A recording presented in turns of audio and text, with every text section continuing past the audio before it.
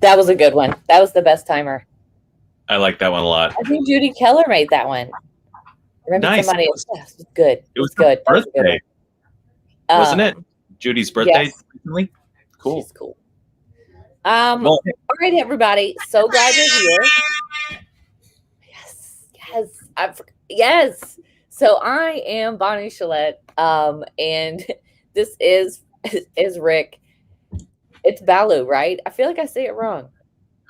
Baloo. This is Baloo. Yes. So like the bear. Yeah. Like blue, the color, but with my accent. So yep. Yes.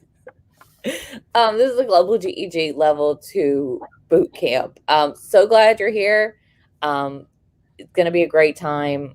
We're going to cover everything you need to cover between today and next Saturday, what you need for the Level 2 test.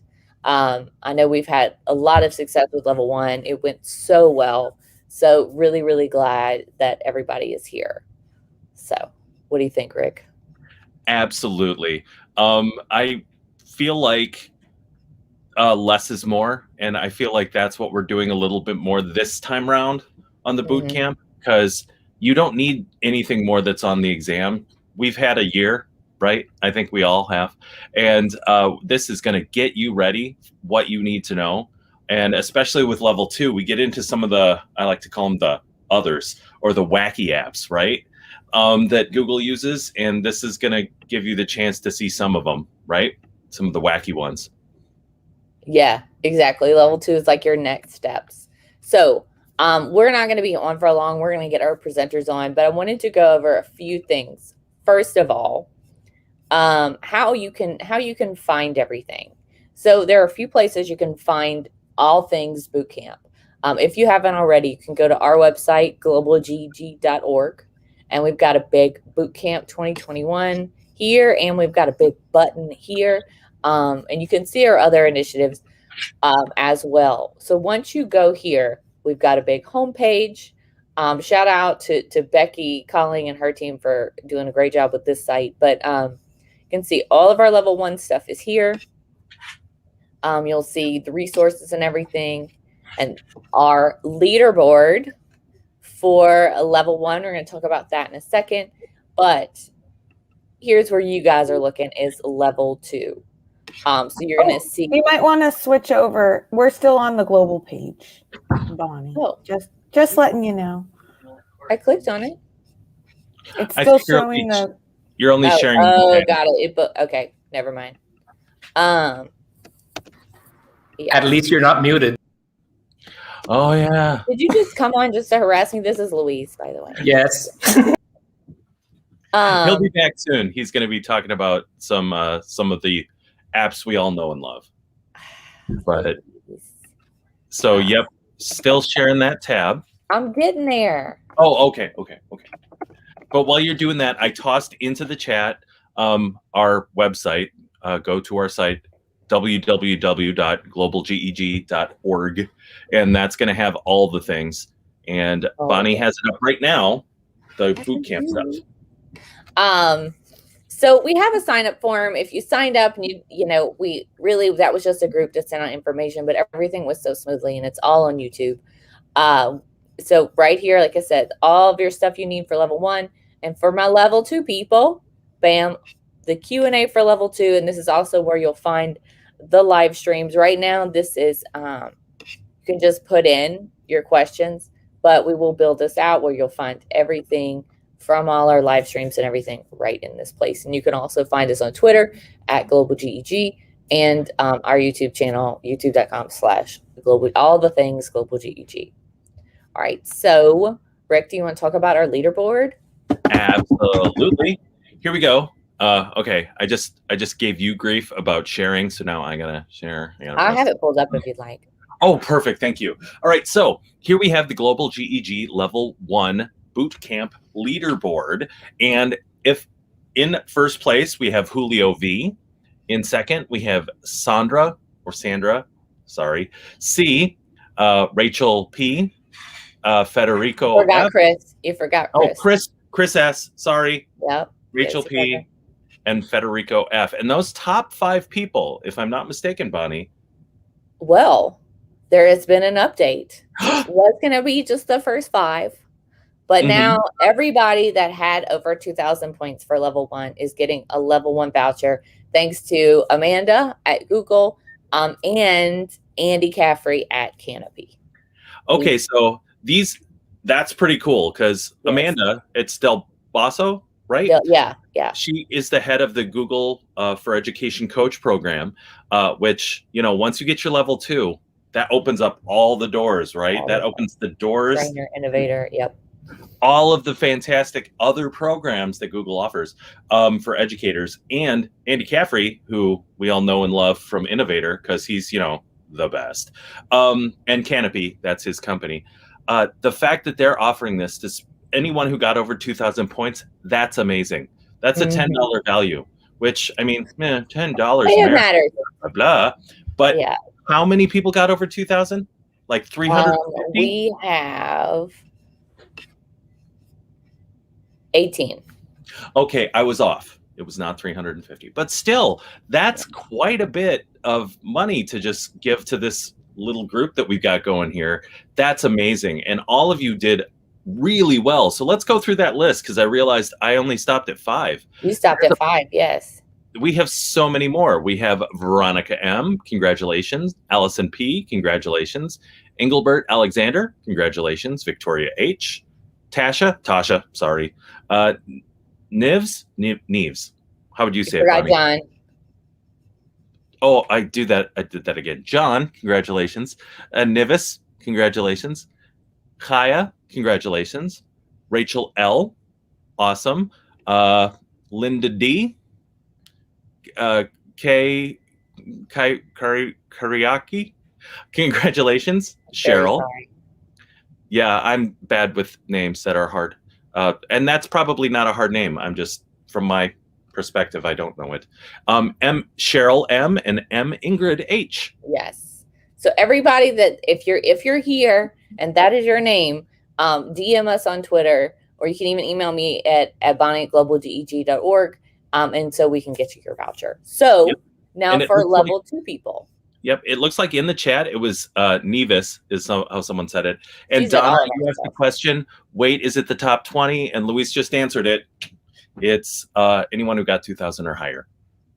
So that's awesome. In the top 20? The person who asked? Yeah. Donna? Yeah.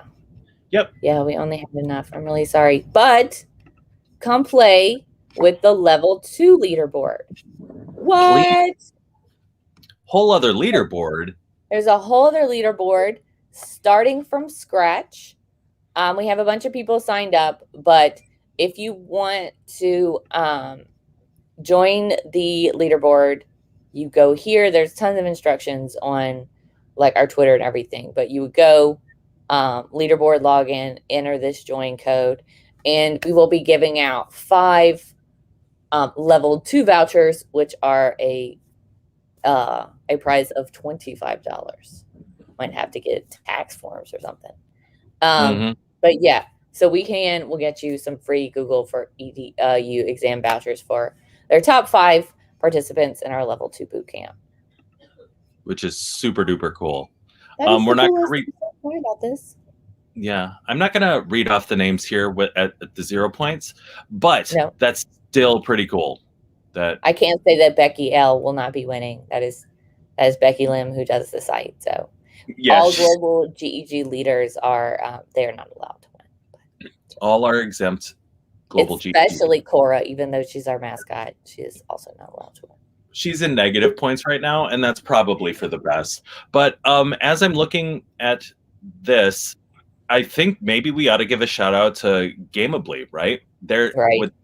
This Pretty is cool. all done for them for free on their website. It's not owned or operated by Google, and none of us have a vested interest in it other than we think it's super duper Other than cool. Adam, yeah, it's really nice. There's a really nice guy that runs it. So definitely check it out if you're doing anything for your PDs. It's really easy to set up. There have been a flood of secret words and challenges that have been posted on our Facebook and our Twitter. So run over there and check it out.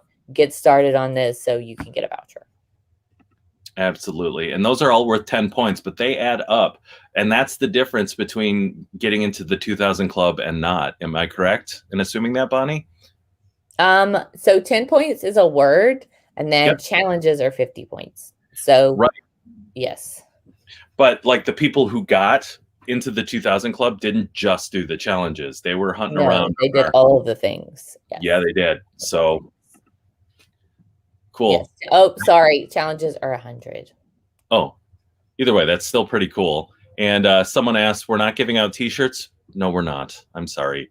I wish we had the ability to do that. But as we are a global group, it's kind of like Luis will attest. Sometimes mail isn't always the best in certain places. And so we're not going to necessarily go that route. But digital stuff. If you're interested, I saw somebody ask about the leaderboard link. I'll drop it. I'll drop it in the Bootcamp link right here. But you would click leaderboard login and enter this code. Yep, and that is right on our site.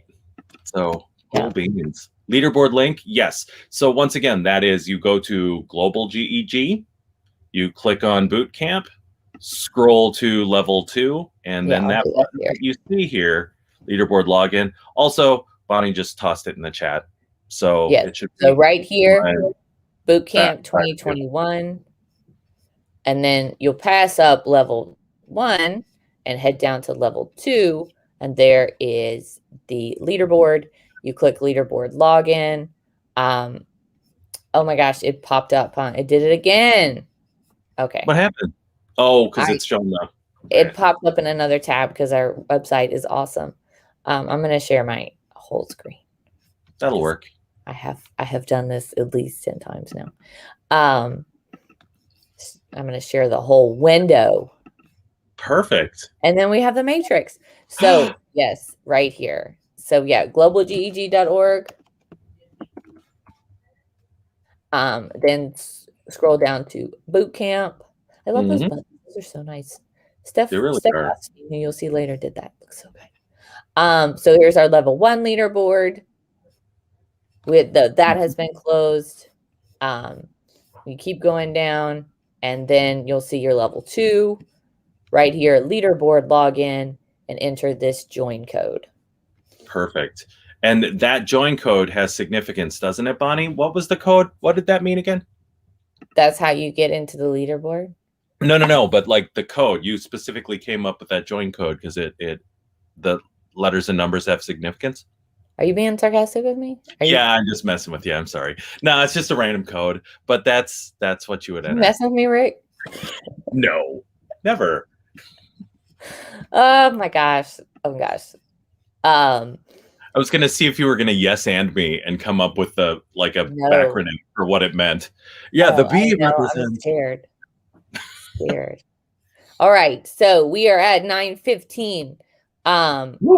Like I said, I am Bonnie Gillette. This is Rick. My lamp just went off. We are going to be doing in these next today. We'll be doing Gmail, calendar, docs, slides, sheets, forums, classroom, sites, and Q&A. Super looking forward to it. So we've got all the leaderboard stuff. We will post these slides on our site, and I can put the link at the end. All right. So first things first. Here's your first challenge. Take a screenshot of today's boot camp anytime. Doesn't have to be right now. Post it on Facebook or Twitter and share your top takeaways from day 1. Like your top takeaway might be, later in the day when Luis talks about how he has a pet cat and he walks it around on a leash at a farm. That's going to be mine personally. But don't forget to tag us, Global GEG. Do the @ I do a lot with our Twitter. I don't always see hashtags. So make sure you tag us at globalgeg.org because I get a better notification for that. If you do the hashtag, that's fine too. But it's always helpful when people just tag us. And we'll occasionally give you, like, now's a great time for a screenshot, because we'll make a fun face so that it'll be a good screenshot, or we might do camera filters. But either way, that's something that we can do. Yes, we will. Yes, we will. And I noticed, right, looking at the menu, it looks like most of what we've got today is the vanilla ones, right? They're the vanilla apps, would you call them? I would call them the ones I use the most. Right. They're the standard. They're not the spicy apps that Not we get. the spicy apps. I can do this. I can do this. Yes, Right. yes, yes. Who do we got up, Bonnie? Oh my gosh, my two favorite people. I can't even believe we're starting with this. Like, so it's gonna be Louise Bertuz and Stephanie Rothstein. These two people both started the Global GEG with me and Ab Patel and Stephanie Howe and Leslie Altman. So really happy that this is where we're jumping off because they're two of my favorite people in the whole world. So you guys ready? We're ready. So. All right. I'm thinking you guys are in good hands. I'm coming off this screen now. Same. Good. Have at it. Have at it. Okay. Thank you. Okay. How you doing? I'm so happy to be here with you. So everyone, if you are tuning in after, or if you're taking notes on times to come back to, we are starting with Gmail. Gmail is starting right now. And I am Steph Rothstein. I'm so happy to be hosting this small segment here with Luis Pertuz. And I'll let him introduce himself, but you can find me at StephRoth.edu. And we do all things global. We're happy to be here. I live in Northern California, a little bit about me, and feel free to connect. I'm happy to meet you. What about you, Luis? So yeah, hi, my name is Luis Pertuz. I'm also one of the Global GEG co-founders, along with Steph and Bonnie, who just left, and Leslie and Abid and the other Steph. So yeah, we do have lots of fun, and I'm so freaked out that it's been a year since we did our last boot camp and everything's gone so swimmingly. So yeah, I'm from Barranquilla, Colombia, which I know my accent doesn't sound like it, but trust me. And yeah, we love to share and to have fun, and we expect to help you guys master your Gmail's abilities for level 2. Okay, and as we move in, we just wanted to wish warm wishes to Rachel. She had a loss in her family, so Rachel was going to be here presenting. We were also going to have Abid. We are happy to be your presenters today, and Luis was even quick enough to put in all of our cute emojis. So we are here. We're going to guide you through. Luis will have his screen open where he showcases things. I'll walk you through, and we'll go back and forth. We also see the chat, so if there's questions that come up, please feel free to put those in, but just know you can always watch this back. It's here. I recently did I re-certified for my level 2, so I feel very ready for today, Luis. Let's do this. Yeah. Okay, so everything is going to go a little bit small because I'm going to share the screen so we'll have both the presentation on one side and Gmail on the other, so you sort of see what's going on. Let me make this a little bit bigger so it's less, so we have, maybe that might be a little too big. Let's take it down a skosh. Okay. Yeah, that way we'll be able to see what's going on where. Okay. So yeah, first thing, level 2, people, don't be afraid. If you've done level 1, you've already done all the hard and heavy lifting. Level 2 is like little niggly bits that you have to little specialty stuff. It's not horribly difficult, but you have to bear that in mind. So we're going to be going over, there are particular pieces that if you've done level 1 or if you've been in Gmail, that advanced setting piece is what we're going to be doing a lot within today. And so they have you use Gmail throughout your level 2 exam, just like you did with level 1. You'll edit some features, you'll send things using Gmail. So it's really important that you just feel familiar. And then if we didn't say it, you should know it from level 1 or have already experienced it, I should say, from level 1. Some people jump right in and start with level 2. So just make sure that you understand that you are, I know, Luis, you did that, right?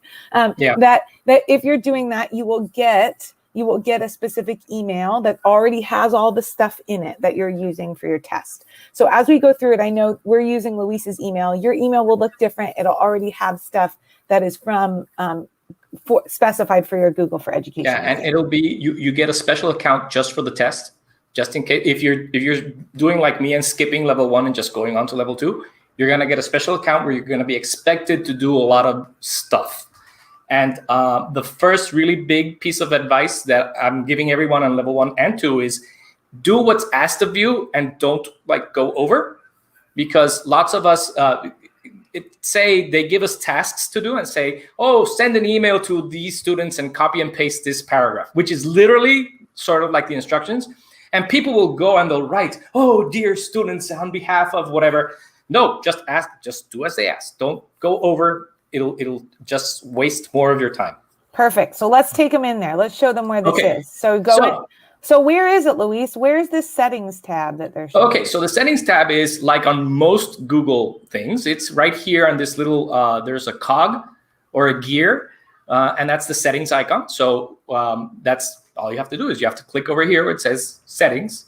And then this will show up, which is all nice and beautiful. But the really important bit is here where it says see all settings. And trust that sometimes you see screenshots and they'll be different because Google changes things all the time. So we're going to navigate over to where it says advanced. Yep, so on Luis's, that's in the second line. If yours appears in a different place, you'll still click where it says advanced. Yep. And then from there, just keep in mind, I think it's on the next, our next slide there, Luis, is that much of what they're going to ask you to do, if they ask you to enable particular things, it will already be set to disable, and then you will click the button to enable it. So you'll click in that little circle depending on the setting that they ask you to do. So one of those, it's all you have to do is follow the directions. They'll tell you which ones to enable and which ones to leave as is. So don't freak out.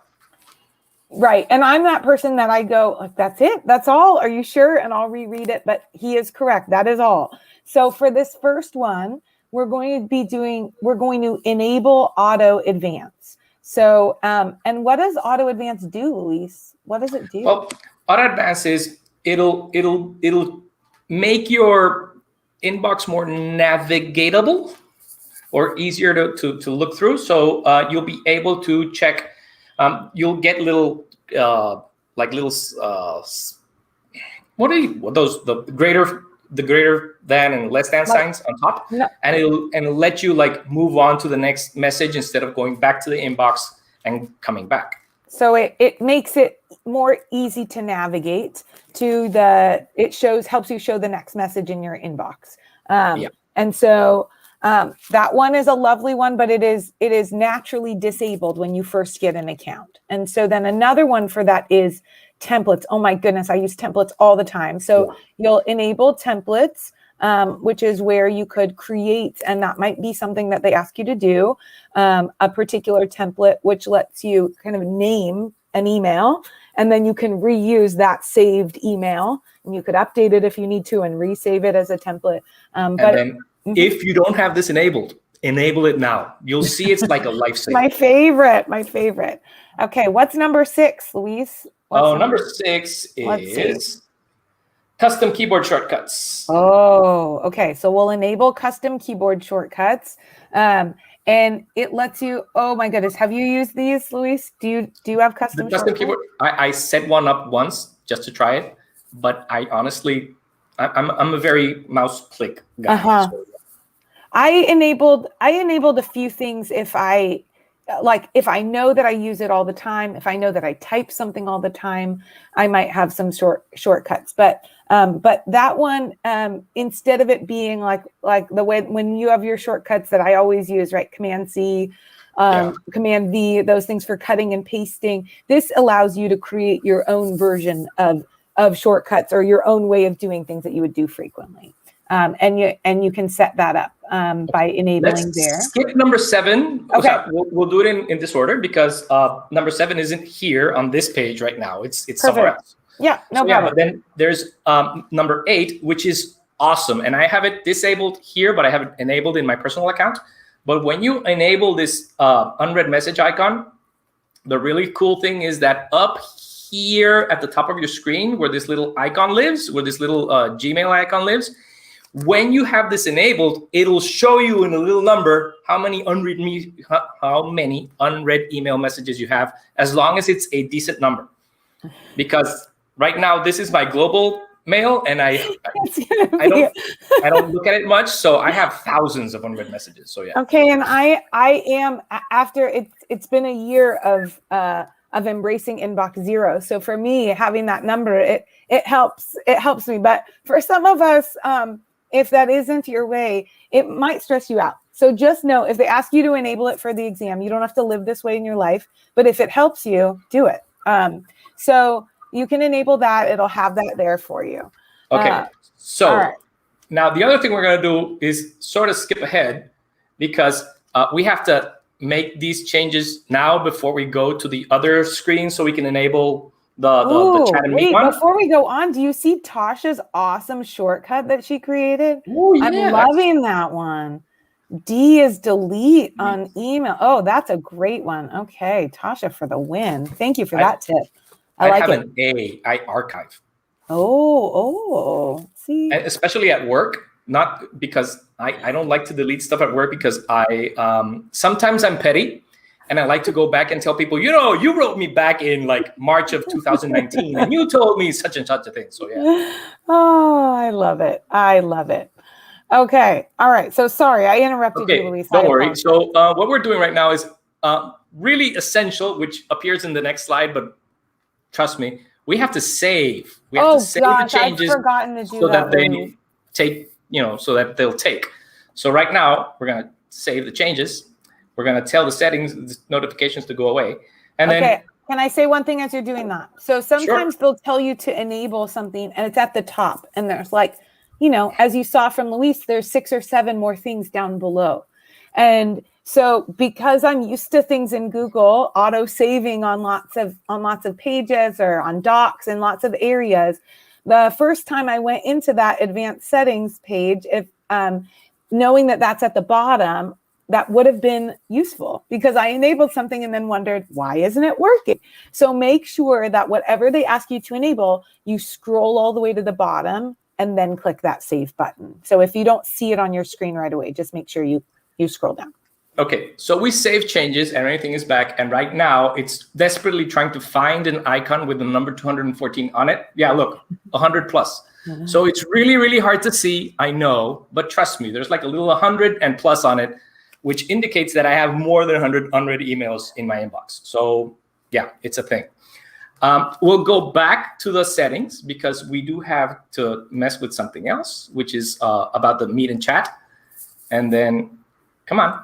Okay, so here on chat and meet, which is another place, we'll just go. And there's one that we're tied is if you wanted the chat to be on the left side of the inbox or on the right side of the inbox. And this is a matter of taste. This they won't ask you to do in the test, as far as I know, but it's more like a matter of preference. If you don't want, because some of us have it enabled on the left and it's like below everything else and it can be a little annoying. And if you have it on the right, it'll be on a separate. That might be a good this or that question for people. Yeah. Are you a right side chat or a left side chat person? You can let us know in our chat here. I'm a right side chat person. Yeah, it's like list view and grid view, but that's another place. Okay, so you've enabled those things, and then was there one on the bottom that you enabled? Was there a different one that? No, I just the meet one. If you want meet on the left. Oh, okay, so same idea. Okay, so once you've done all that, we've already said to you, don't forget to save, but we'll repeat that, and then you'll refresh if to ensure that you're seeing things the way that you should be, and then. Just know that if if in the exam, like they'll have you do these things once. If a later question asks you to do something else, you'll do something else. If it asks you to enable or disable, okay, we have lots of right side chat people. I don't know if I influenced you. I hope not. You're your own people, but I'm just letting you know. If you're right side chat, I feel you on that. Okay. I can't handle right side chat. It's like it's Good to too much real know. estate. Okay. I'm like missing like all the stuff. Okay. All right. Well, look at that. All right. You gave me a reason. I didn't think about that. Okay. So now we're going to get to go to my favorite, Luis. Our next one. We get to go to template. Yes. Okay. Or templates, depending on how you pronounce it. But it is my absolute favorite as somebody who uses templates in lots of things in my life. Now, once I realized that Gmail was no different, oh my gosh, as an educator, there are so many things that I have had to send to parents, to students that I go back and repeat, or I use every year at a particular time, or I use with staff. And templates will save you so much time. Cool. So what you're going to need to do, and they will give you these instructions. It might say to that you're going to create a template and the text of it is already is somewhere in your Google Drive, or it might say to you to type these words and it'll give it to you in the exam. Whatever they tell you to do, you're going to do it. Right, Luis? So I'm going to guide you through what you're doing. Is your friend. Okay. So I like this. Let's stay on this big screen so everybody can see what you're doing. Okay. All right. So what you're going to do is you're going to need to make an email. So first you have to hit compose and you're going to type an email out. So you're going to begin your email, you're going to type out what you were going to say. Let's say the exam said, yep, this is a subject. Perfect. And then, and so we're putting in the template. And what is your template going to say, Luis? I don't know. Okay. I'm not inspired today. It says, hi. That's perfect. All right. Your template is going to have a few lines in it, whatever they tell you on the exam. What you are going to then need to do, so you've created it, but you need to actually save it. Okay. So you have to save it and you have to give it a name. And they will tell you what to name it. So what do you? Yeah, and it is really important. Usually the name is the subject line, just in case. Mm-hmm. But what's really important is that you have to have enabled templates on the advanced settings beforehand, or else this won't work. Yes. Okay, so we already did that, and we refreshed, and we're good to go. So now we see templates are there. So when Luis scrolls up to templates, if he had other ones, you would see them. You would see a big list of the names. For this one, we're going to hit save draft as, we're going to click on save draft as template, and then you're going to save it as a new template, and you're going to need to name it. It's going to auto pull in, just like Luis said, what the subject is. If they gave you a different name for it, that's where you'll type it, and you'll go ahead and click save. And then they might ask for you to compose using that once you've made it. So you're going to close that out so that you can show that you know how to use the template. You'll go back to compose, which is over on that left side. Yep. You're doing great, Luis. You know what you're doing. You'll go on the three dots. You'll navigate back to templates. And now, instead of the save button, we have the actual title for our template that's right there. You'll click on that, and everything that he had pops in. One small note is, if you are like Luis and like me, if you have a signature, I delete that for my template so that I don't get that double whammy when I click on it. But that is not going to be a thing on your exam, so do not worry. You won't have a signature enabled, is all I'm trying to say, that's on your exam. So it shouldn't cause any sort of issues because you're in a new account. So with this, now you have your template. And then after that, let me just double check what they might tell you to do. They might tell you to send it. They might tell you to, they likely will tell you to send it. And then go ahead and click. We're sending that off, Luis. We've now used our template. Congratulations, you passed. Okay. The next one that we're going to talk through is what to do when you realize, oh my goodness, we need to enable some settings. But this one is so helpful when you've sent something and you wish you didn't. You know, those times happen where you're like, oh no, or I forgot this person. And so we're going to go into, we need to enable that setting. So we're going to click on settings and we're, Yeah, give me my yep. computer's acting up. No worries. You let me know if you need me to go in and do that. Okay. Okay. Settings. So now we're going to be doing, we're moving on. We've used templates. We feel good. Now we're going to go back into our settings and we're going to do our next task, which is enabling undo send. So here we go. So we're here and we're in see all settings. And it's in this. So if we're scrolling through,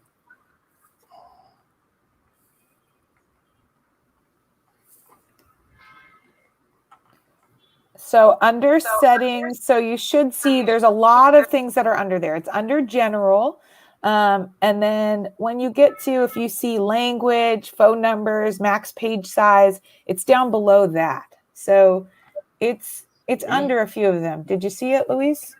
No, I'm missing. I can't see it right now. Let's see. Okay, scroll back up. Let me see if I see it. Okay, let's go back up. Okay, okay, here it is. There we go. All right. So you see how it's right now, the undo send is set. The automatic setting is 5 seconds. And so they'll tell you, like, what is your cancellation period? So we're going to say, Luis, let's up that to 30 seconds. And that way, when you're sending an email, you have 30 seconds to actually cancel it before it will send. But we can't forget to do what, Luis, after we enable save those changes or else it won't happen. And the other thing is, this isn't actually, it doesn't actually unsend the email just in case. What actually happens is that after you press send, there's like a 30-second window while the mail leaves. It's not like the person's gonna get their email and then if you undo it, it'll take it away. No, it's just taking 30 seconds to leave.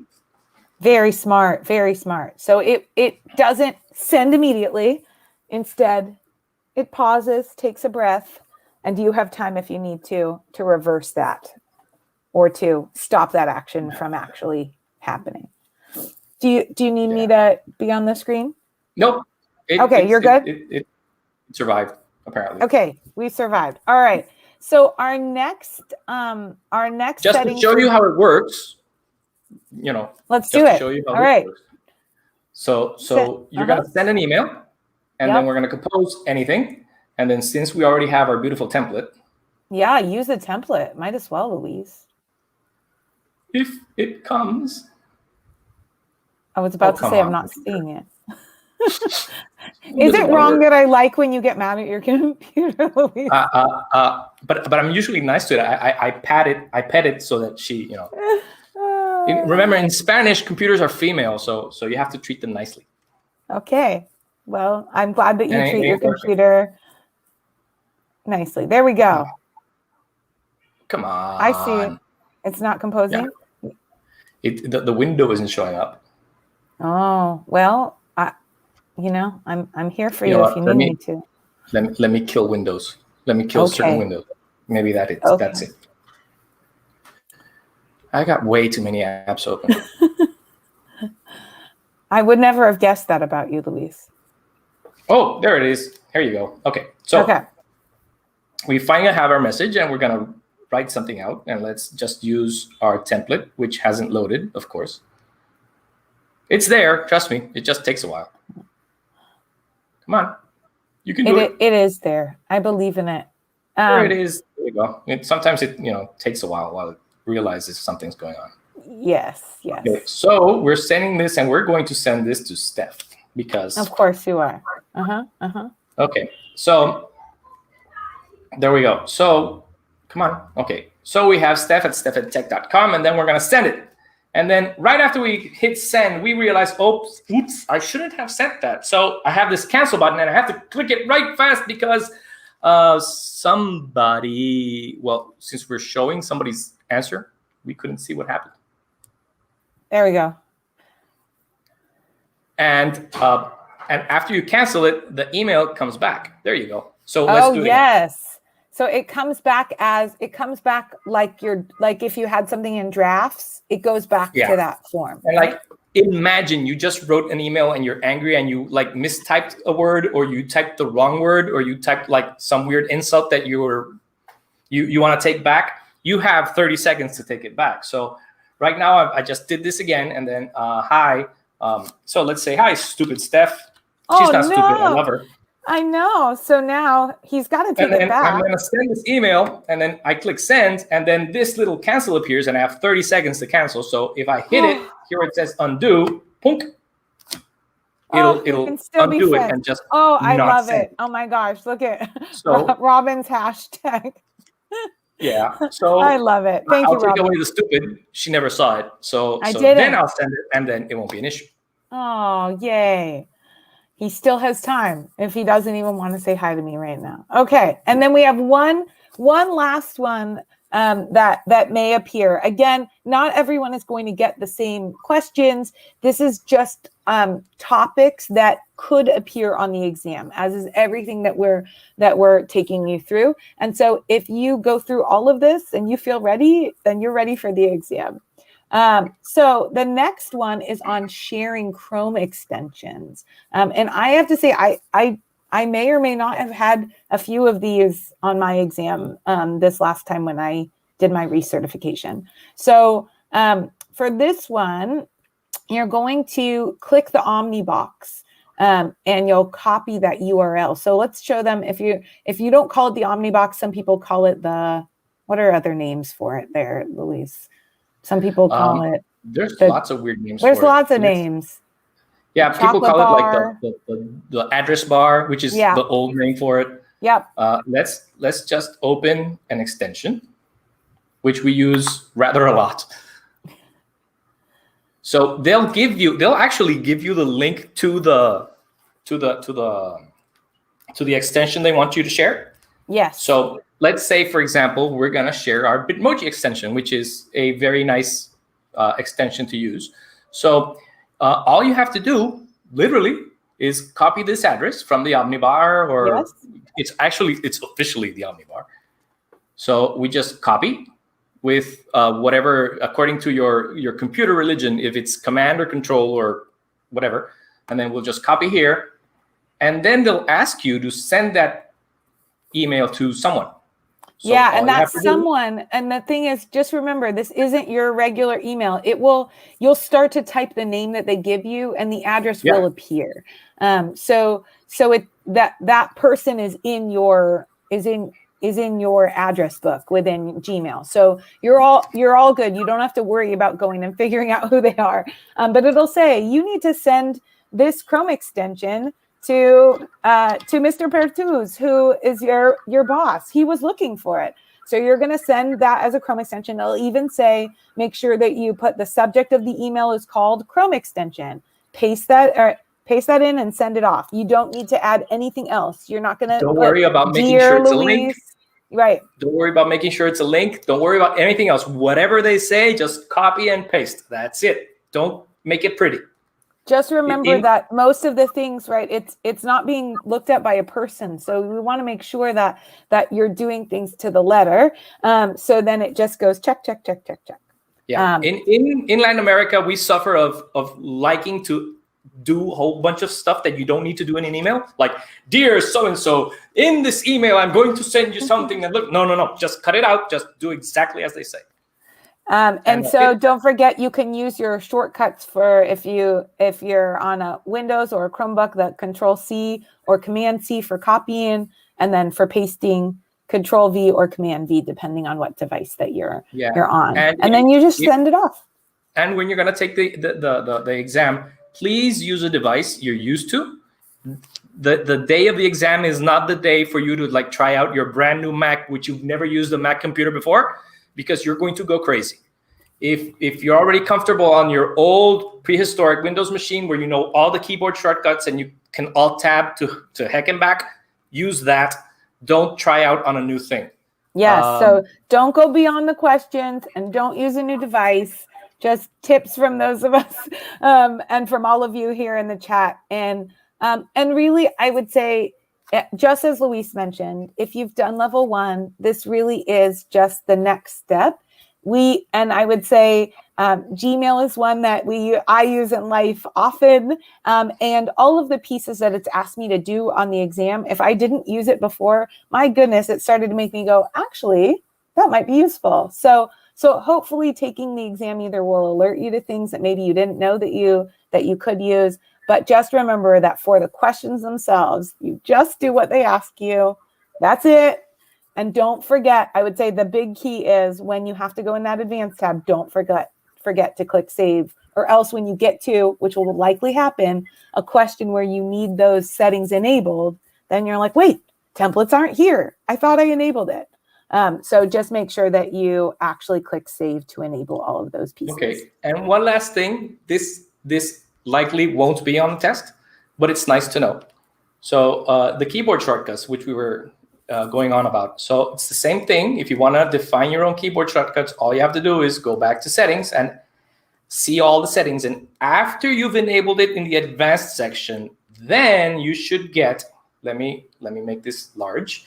Then you should get this keyboard shortcuts menu item, okay? And here is where you can define all the keyboard shortcuts you want. You can see all the ones that are there already. Fancy. And then if you want to make new ones, and you can only make new ones for stuff that's contemplated in the list. You can't come up with like, I want a shortcut to send an email to my dad. No, that doesn't work.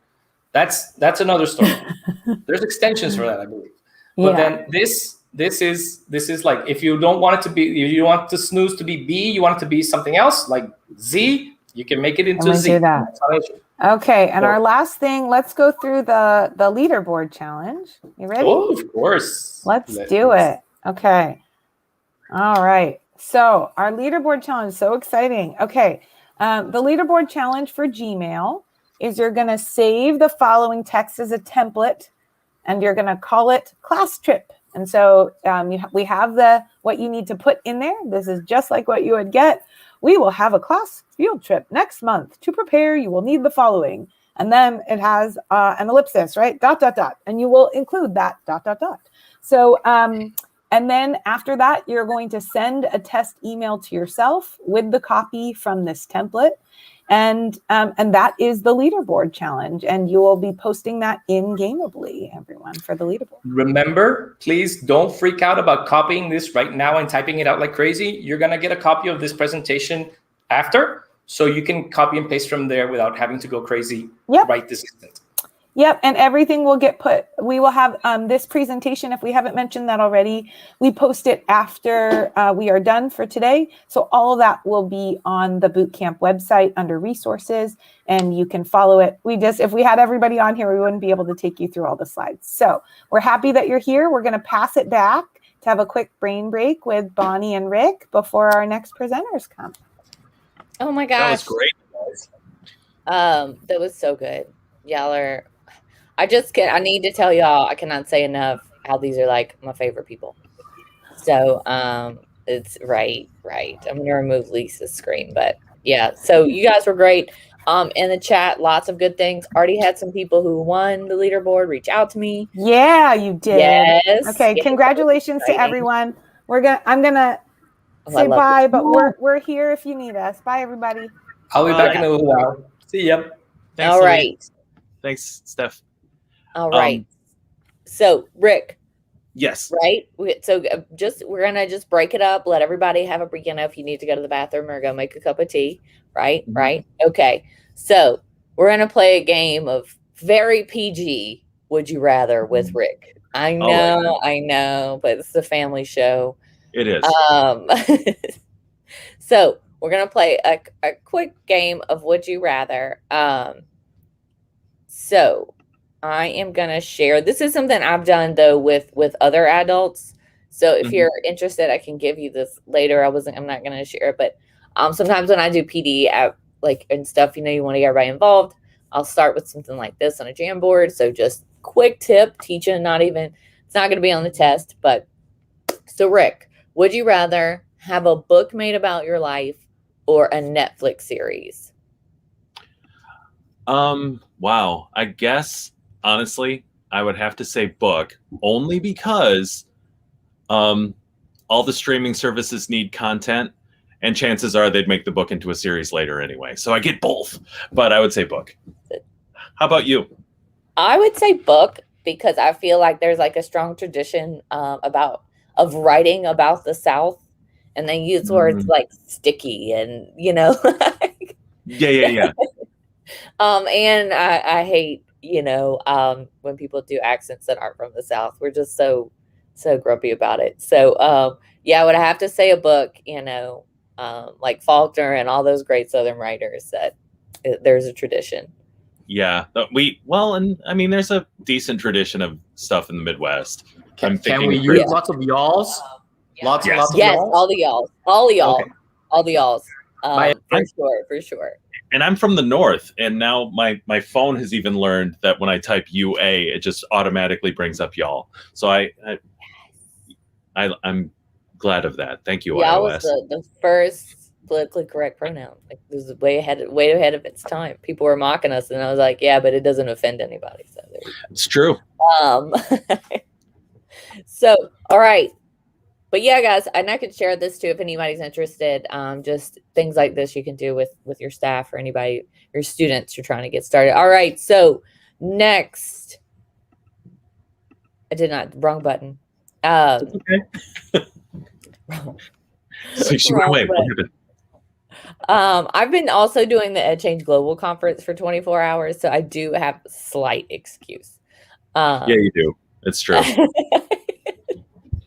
I have a small excuse. I'm here, and I'm happy to be here. All right, so that was our brain break, and now we're going to have docs with our new friend.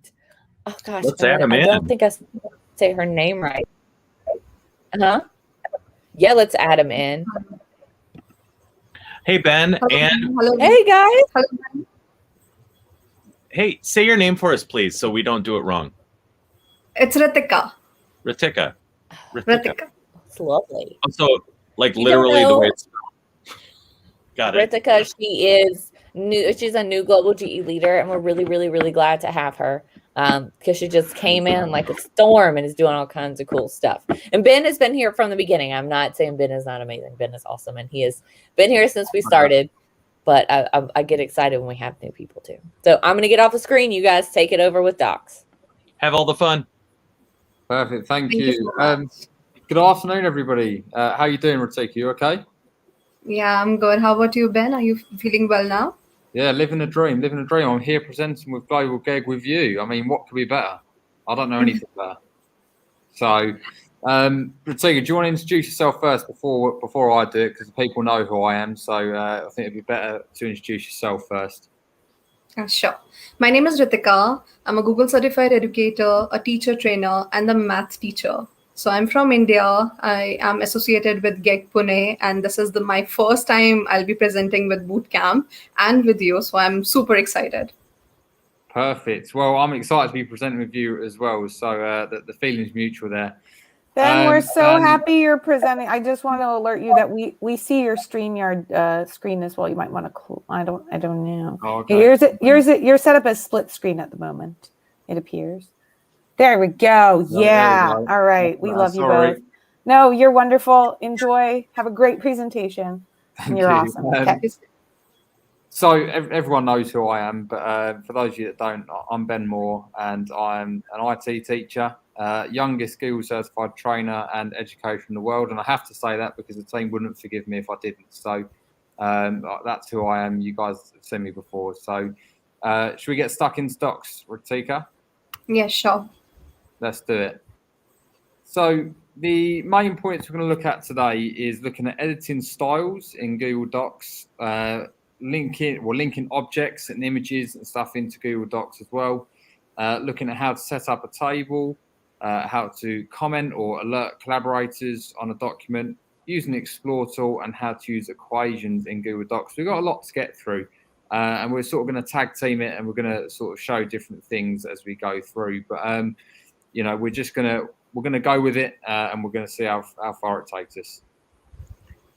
Okay, so Ritika, do you want to talk about this part? Yeah, sure. So to get started, we can go to Google Docs, like docs.google.com, or we can also click on the Google waffle and select docs from there.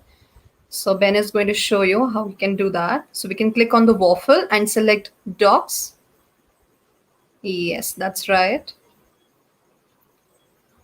So now we get a range of templates from where we can choose, or we can just simply start with a blank document. Yeah, so this these are the- here is the template gallery. If we want to start something new, we'll just pop back and go to blank document here. So yeah, two different ways of doing it. And I think I like the way you mentioned that bit about the docs.google.com, Ratika, as well. That's probably my easiest or my favorite one to go to. And another one that's not on there that I think is worth mentioning. If you want to start a new Google Docs, type in your Omnibox at the top. So your Omnibox is this box at the top. We're getting those keywords, docs.new, just like that. Hit enter and that will create a brand new blank document for you. So that's probably one of the keyboard shortcuts that makes the most difference to me. And hopefully when you guys go off and do this in your exam or even afterwards, that'll be something that you guys use quite frequently as well. Even I learned about it a few days back. Like we can type docs.new and begin a new document from there. So that was pretty exciting. That's it. And you know what? Something a little bit unrelated. If you type pizza.new into the Omnibox, it brings up the Domino's website. Just getting that out there for all of you pizza lovers. Just saying. Another one that I learned the other day. Okay, so you're going to get a copy of this presentation, as everybody's already said today. This bit here is just looking at how to edit your style. So in Google Docs, most of you would have seen it. You have a toolbar at the top of your screen here, and this is just looking at editing your style really. So you can change things like your fonts up here by clicking on Arial, and you can select from these different fonts you see on the screen. You can also go on to things like this one here and have different options within that as well. You could have light, normal, medium, semi-bold and bold. You can also add some more fonts by clicking on this link, and it will take you to, well, I'll show you where it takes you. It takes you to a pop-up on here, and you can import different sort of fonts from the Google directory. So there's plenty for you to go through and use there. Now, on the left-hand side of that, we have the option of having it as normal text, to sort of, just written text like you see on this part here. Or you might have this as a title. In this particular instance, I've left it as normal text, but you can make it a title, which automatically makes it bigger. And you've got subheadings, different options down here as well, subtitles, and all those sort of different things. So those are two parts that make up your style. You've got your text sizes, bold, italics, and underlining. We all know that already.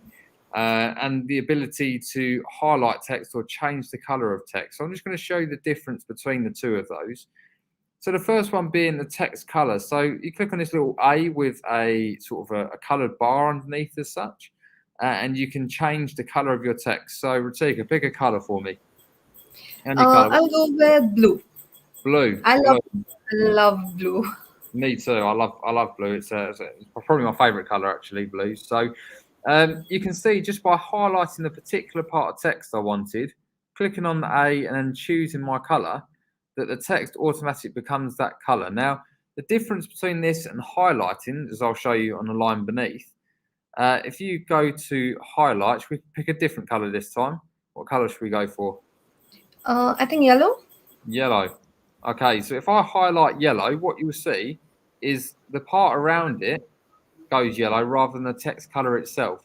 And that might be particularly good for if you're, for example, highlighting a student piece of work to say this part is really good. And we're going to link that highlighting section with commenting in just a moment. But that's the difference between text color and text highlighting. Now, those tools between normal text here and your color here, that is your editing style section. So in your exam, you may be asked to change a particular part of the text to a title, or make it bold or italics, or put something in a certain font. And that is all going to be on this top toolbar between the highlight color and your normal text or styles option here. Okay. So let's look at the second part then. Going to look at inserting links. Do you want to run us through this, Ratika? If I put my screen up and you can just sort of run through how we're going to do this based on the word. Sure, I'll do that.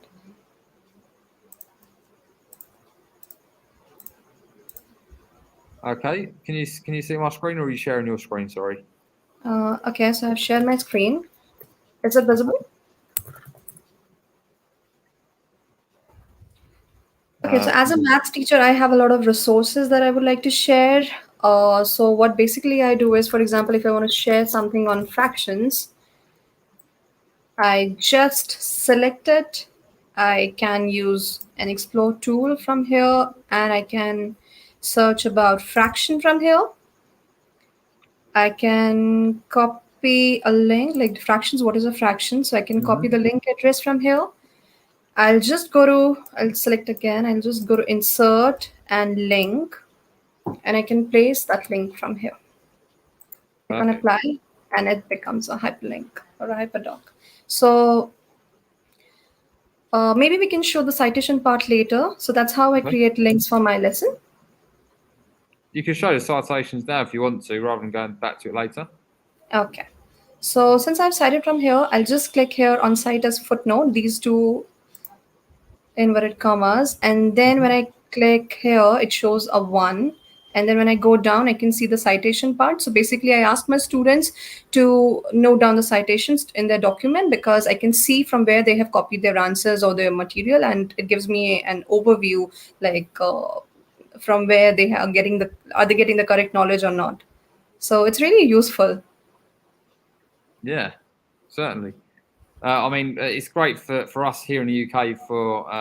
It's similar to you when we're doing our research, or that students, sorry, are doing their research for their BTECs, stuff like that. You can put in there straight away where you found that information, so it saves them having to go back and find that information later. And there is another way in which you could do it. So Rodrigue's just shown a great way just by clicking insert link. There is another way. If my screen could just be popped back on Yes. for a moment.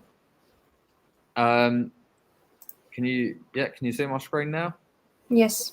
Perfect. Okay, so if you wanted to insert a link based on a certain word or information or anything like that, there is just another way you could do it as well. So both ways are just as efficient as one another, but it is important, I think, to show you both ways. So, for example, I'm going to highlight the word bronze here, because this is just a research task used for my students. On the top bar here, again in your toolbar, you'll see this paperclip. It looks like it's on its side. Now, something that is worth noting, if you highlight across any of these or hover your mouse over any of these, it will tell you exactly what they are. So here you'll see it says insert link.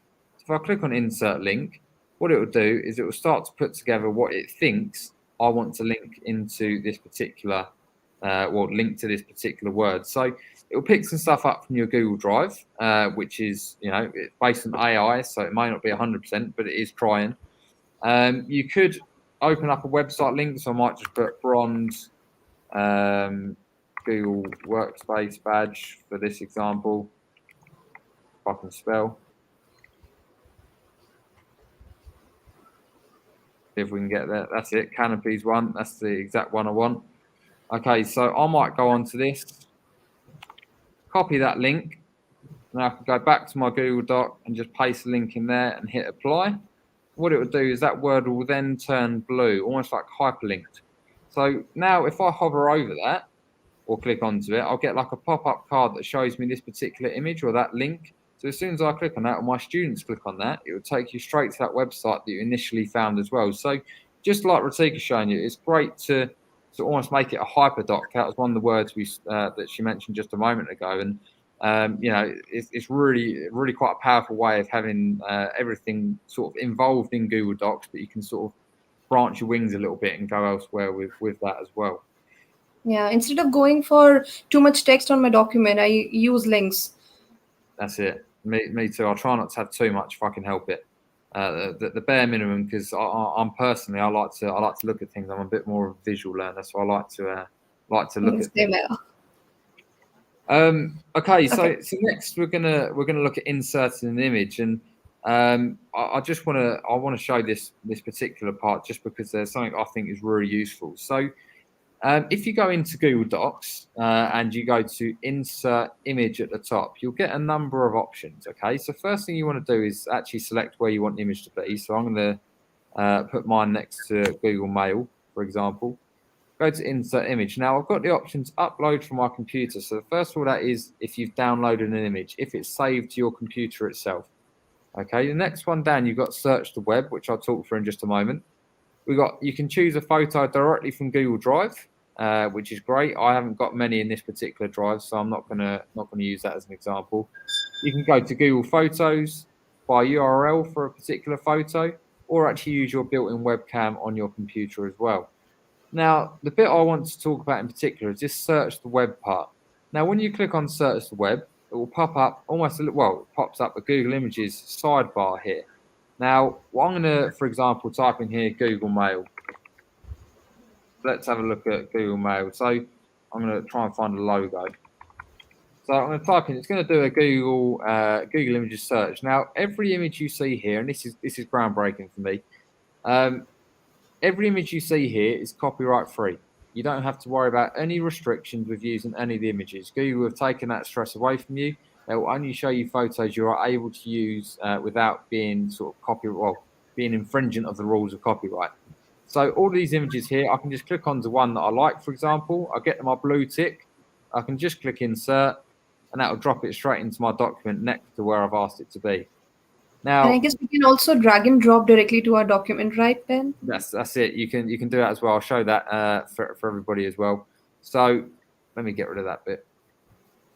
So I'm gonna go to that one, for example. I can just drop that straight into Google Docs, or drag it across, left click and drag down, and that will appear as well. So 2 different ways of doing it, and I'm glad you mentioned that because I forgot about that one. Because I love doing that. Sorry. I love doing that. I love dragging and dropping things here and there. So my favorite part is dragging and drop.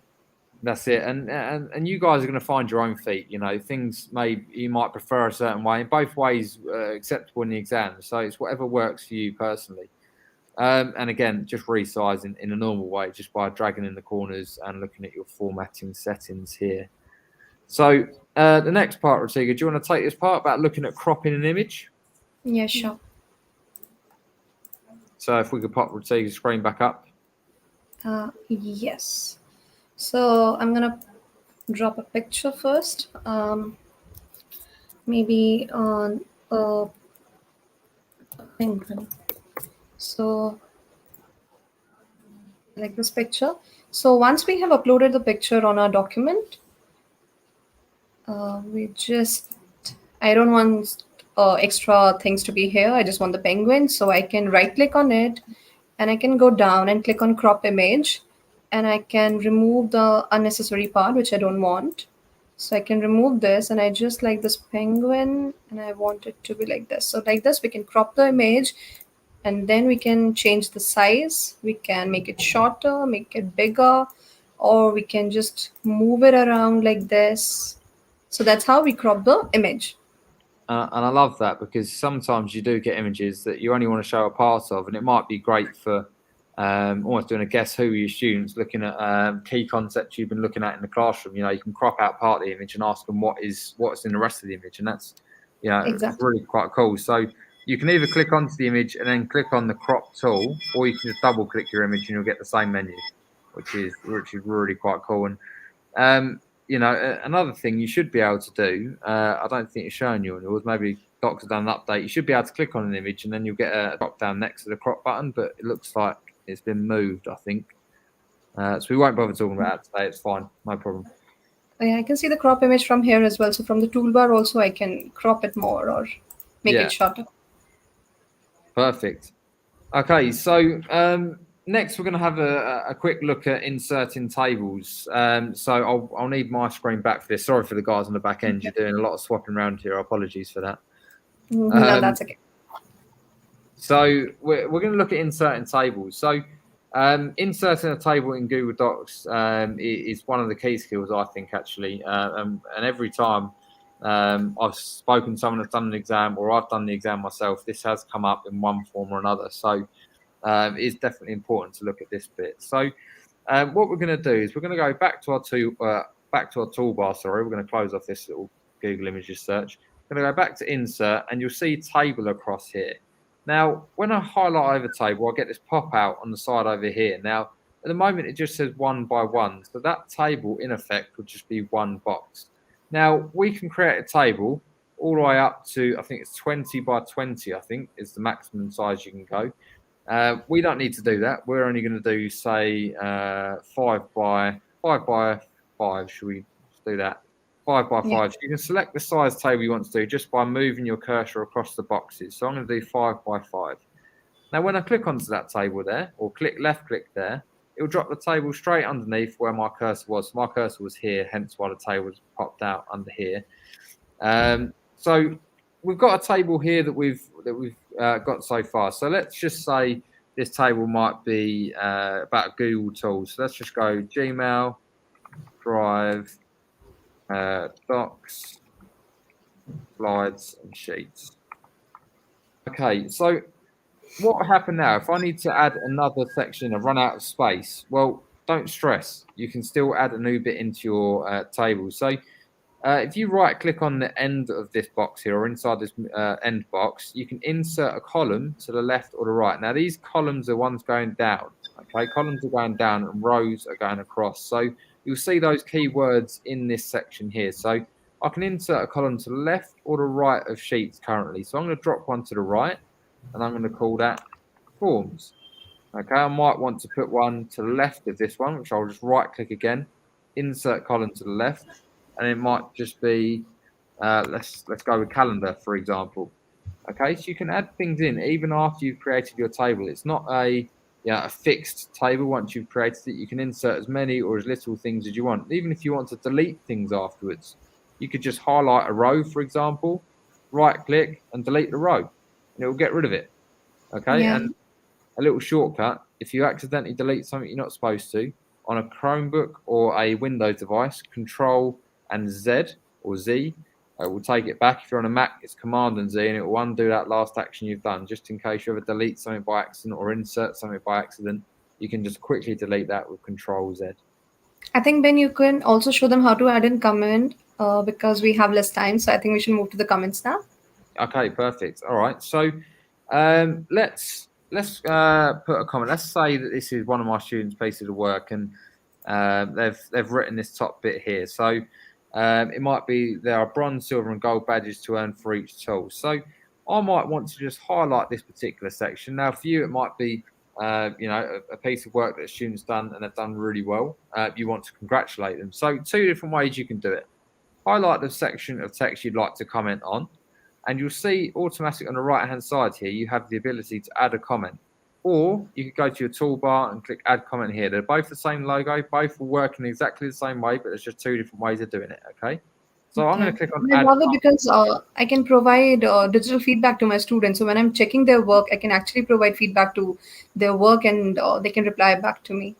That's it. And it's a great way of almost having a private chat with your student as well, on the side of their work. So I almost have a log of your feedback and the instructions you've been giving them. So, I personally think it's a great feature. So you might want to, for example, tag a particular student here. Now, I don't think on this account I've got your email, Ratiga, so apologies. I'm gonna That's tag okay. my colleague Darren for the time being. As many of you know Darren. So I can just type the @ sign and then start typing someone's email address, and it should pick up that person's email address. You can then leave your comment. Just say, I'm going to put in here, "Hi Darren, this is great work. Well done." Okay, and when I click this, you will see a button here. Sorry, that says assign to the person's name. So in this case, Darren. When I click assign, this means that Darren, as soon as I click assign down here, this will mean that Darren gets an email to tell him that I've given him a comment on his document. So it will ask you in the exam to tag, let's say, Joe Blogs. It might say joeblogs@gmail.com. So you want to type the @ sign, type that email address in exactly as it appears on the top of your screen where the instructions are, and then it will ask you to assign. Make sure you tick this box, otherwise that person won't be notified, and it will be marked as 1 point off as such. Talking about this, can you please show how to email the collaborators as well, Ben? Yeah, definitely. So I'm going to assign that to Darren because I fancy sending him an email on a Saturday afternoon. He'll love me for that. So on this particular document, to email all the collaborators that are that have access to this form, or you want to email all the people that have been working on this form previously. If you go to File in the top corner, and you'll see the option for email. Now, it will give you the option to email this file as an attachment, which we're not going to do in this case. We're going to email all collaborators. So what this would do is it will pop up a sort of almost like an email box, a mini Gmail pop-up. It will ask me who I want to send it to, so the editors and the commenter. And I can send myself a copy if I want to. I can also add more people into this box if I'd like to as well. So I could type someone else's email or remove a particular email from it. So I could remove that email out if I wanted to. Send an email, say, team, this is great work. Well done. I'm just going to put this is for a demo in case anyone asks me what this is for. And just hit send, and that will link to your Gmail account in which you are logged into, or your Google Workspace account you're logged into. So you can just hit send there, and that will send an email to all the people that have worked or are working on that particular document in which you're sending that notification from. So a really quite quick and easy way to send notifications to everyone that's working. You might say, I think we need to regroup, or we might need to do this. Etc. So another great thing to have. I think before we end, let's just show them how to add the math equation, and then I think we are good to go. Perfect. Okay, so I'll show that as well then on my screen now. So my favorite thing, because as a math teacher, I use math. If I insert, do you want to talk through it? Because actually you're a math teacher, so it makes more sense for you to be doing this part. Okay, so you should keep sharing your screen. I'll just explain from here. So we go to insert, we go to equation, and maybe you can type it down for me. 9 divided by 3 is 3. So I use the symbols from there. And especially for fractions, when I'm writing down fractions, it becomes really easy. And the other symbols which I get, so there's plenty of options to use from. So you have, so there's different equation things here to look through. So if you're looking for your times divide, it's in the second one here, okay? But and then equals to sign. Equals to sign. I don't know what that is. I'm not a maths teacher. One of these maybe ones? Not exactly, but at least they got an idea about it. So they can use a lot of math symbols from here. And it is going to stay once you have clicked on insert math toolbar or equation, it will stay there in the document. Yeah. So as soon as you go to create a new one here. So if I start typing, oh, my screen's completely frozen. That's not useful. We do like we're running a little off schedule, but let's just when they take the exam, what do they need to know? They need the comments, correct? Yes, the comments they need to know. Insert the table, alerting collaborators is the sort of main 3 points I would say. Okay. Just because I know docs is a huge part of the test, and then sharing, correct? Yeah, like they'll have to. I know that's in level 1 too, but yes, correct. Yeah, definitely review those sharing settings. Oh my God, though, thank you guys who were so great. Tons of information. Definitely. Yes. And then for everybody watching, you can you can rewatch it whenever. And we're going to timestamp it to make sure if you want to skip straight to docs, you can. Yeah, perfect. Sorry for running over, team. It's okay. It's just so much to talk about. That's it. Thank you so much. Thank you, Bonnie. Yes, we will talk to you later. Good job, both of you. That was great. Yes. So we're going to do a very quick brain break just as a palate cleanser to swap between docs and calendar, right?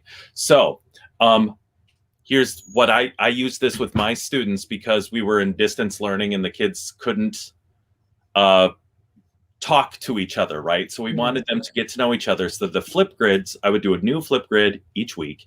And this flip grid would be one of those questions where it's like, there's no right or wrong answer until you hear someone else's answer and you go, well, that's not right.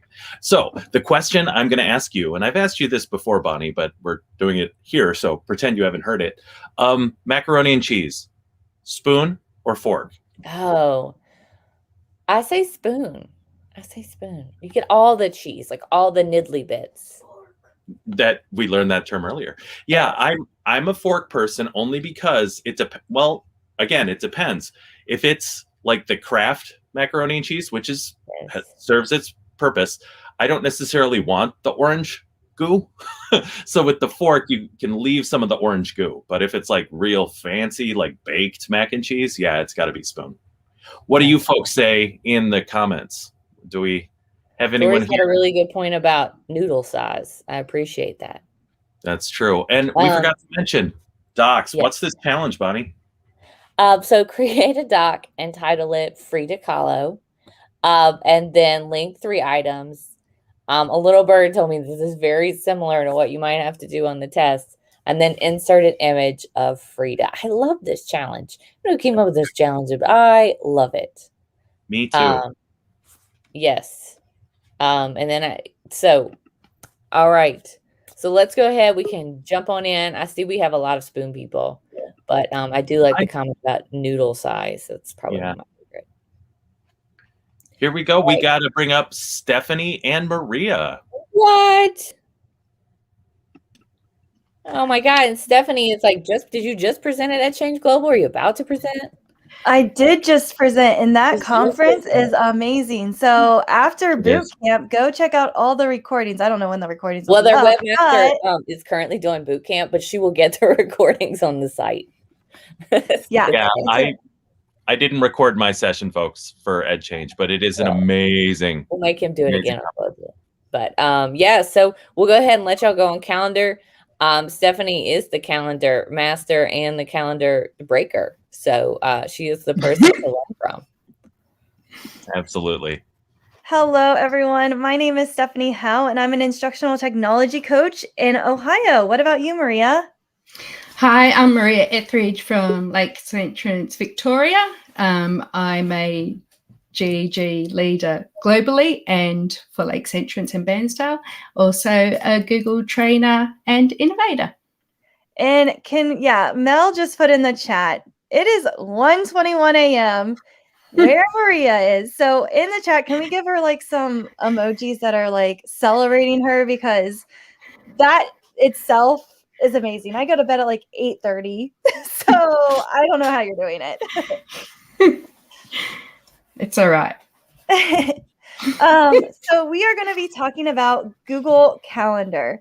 Why do you like Google Calendar, Maria? I love it to keep organized, probably not as much as you, but I also use it for my family. So with my kids, if it's not in the calendar, it's not happening. Yeah, same here, especially like with remote teaching. I feel like if someone was like, hey, I want to meet with you, and it wasn't on my calendar, I was like, it's not happening.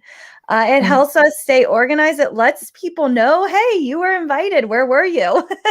And you don't have to have that awkward conversation of like, oh, I didn't know, because they have evidence. Yeah. Okay. Well, we'll get started, shall we? Yeah. As I've mentioned in the chat before, there is always probably 3 things as an average, but at least 2 ways to get into anything with the workplace tools. So first of all, to get into calendar, you can go into calendar.google.com is one way in the Omnibox. Another way is using the waffle, or I like to call it the 9 magic dots. That's what I refer to it in my classroom, because that's where all the magic happens. And then the last way is Google Drive and also Gmail. It's on the sidebar, so it's always available there with a few other tools such as Tasks and Keep. So again, you can type it in to your Omnibox, and then you can get to calendar that way. You can go over to your waffle or the magic dots. I like that. I've never heard that before, and I don't know why. And then you can find Google Calendar. It's right here. Also, if you click, you can drag these to make them wherever you use them to kind of like favorite them. So there's my Google Calendar. And then just like she said, with Gmail, I can click calendar right here, and then I can see a quick view of my day, and then I can click this little button and it will open up to a brand new calendar. Perfect. Okay, so we might as well go straight into the calendar view. If you can please go into, beautiful. So you will see on the, you'll have the dates across the top, as always. You'll have on the left-hand side the month overview, which you can, that is at your right actually. Yep. Which you can switch through the months there as well. You also have, if you scroll down a bit on that where you've got the month calendar view, Steph, if you scroll down, you've got the My Calendars and then you've got the other calendars. So they're also what are available to you. And you can click any of those on and off as you wish. Okay, we might go straight into sharing a calendar. Should we do that since we've got the My Calendar view there? Yeah, so to create an event, you learn this in level 1, but just to recap for those of you that might be just joining in, you're going to click, I like to click twice, but you can click once too. And then you're going to title the event. So I'm going to call this Bootcamp. Now that I have the event, I'm going to invite Maria to my event. So I would just go in and you can type in her email address right here. Since I don't have her email address right off the top of my head, I'm going to add me. And so right here, you can see I'm able to add myself to that calendar invite. You can add, I broke it once. You can add up to 150 or 250 people to a calendar. No more. If you have more, you have to create a Google group. But on the test, you won't have to create any more than that. But learn from me. You are not able to. And then once you have the calendar and the guests on your calendar, you are able to do a couple different things. So with those different things, you can go in, you can change the time if you need to. So maybe you're like, oh, I don't have that time available. You can click this find a time, which will probably be on the test, and you'll have your account and then you'll have the guest account. I can go in here and I can see when is free and when is busy for this individual.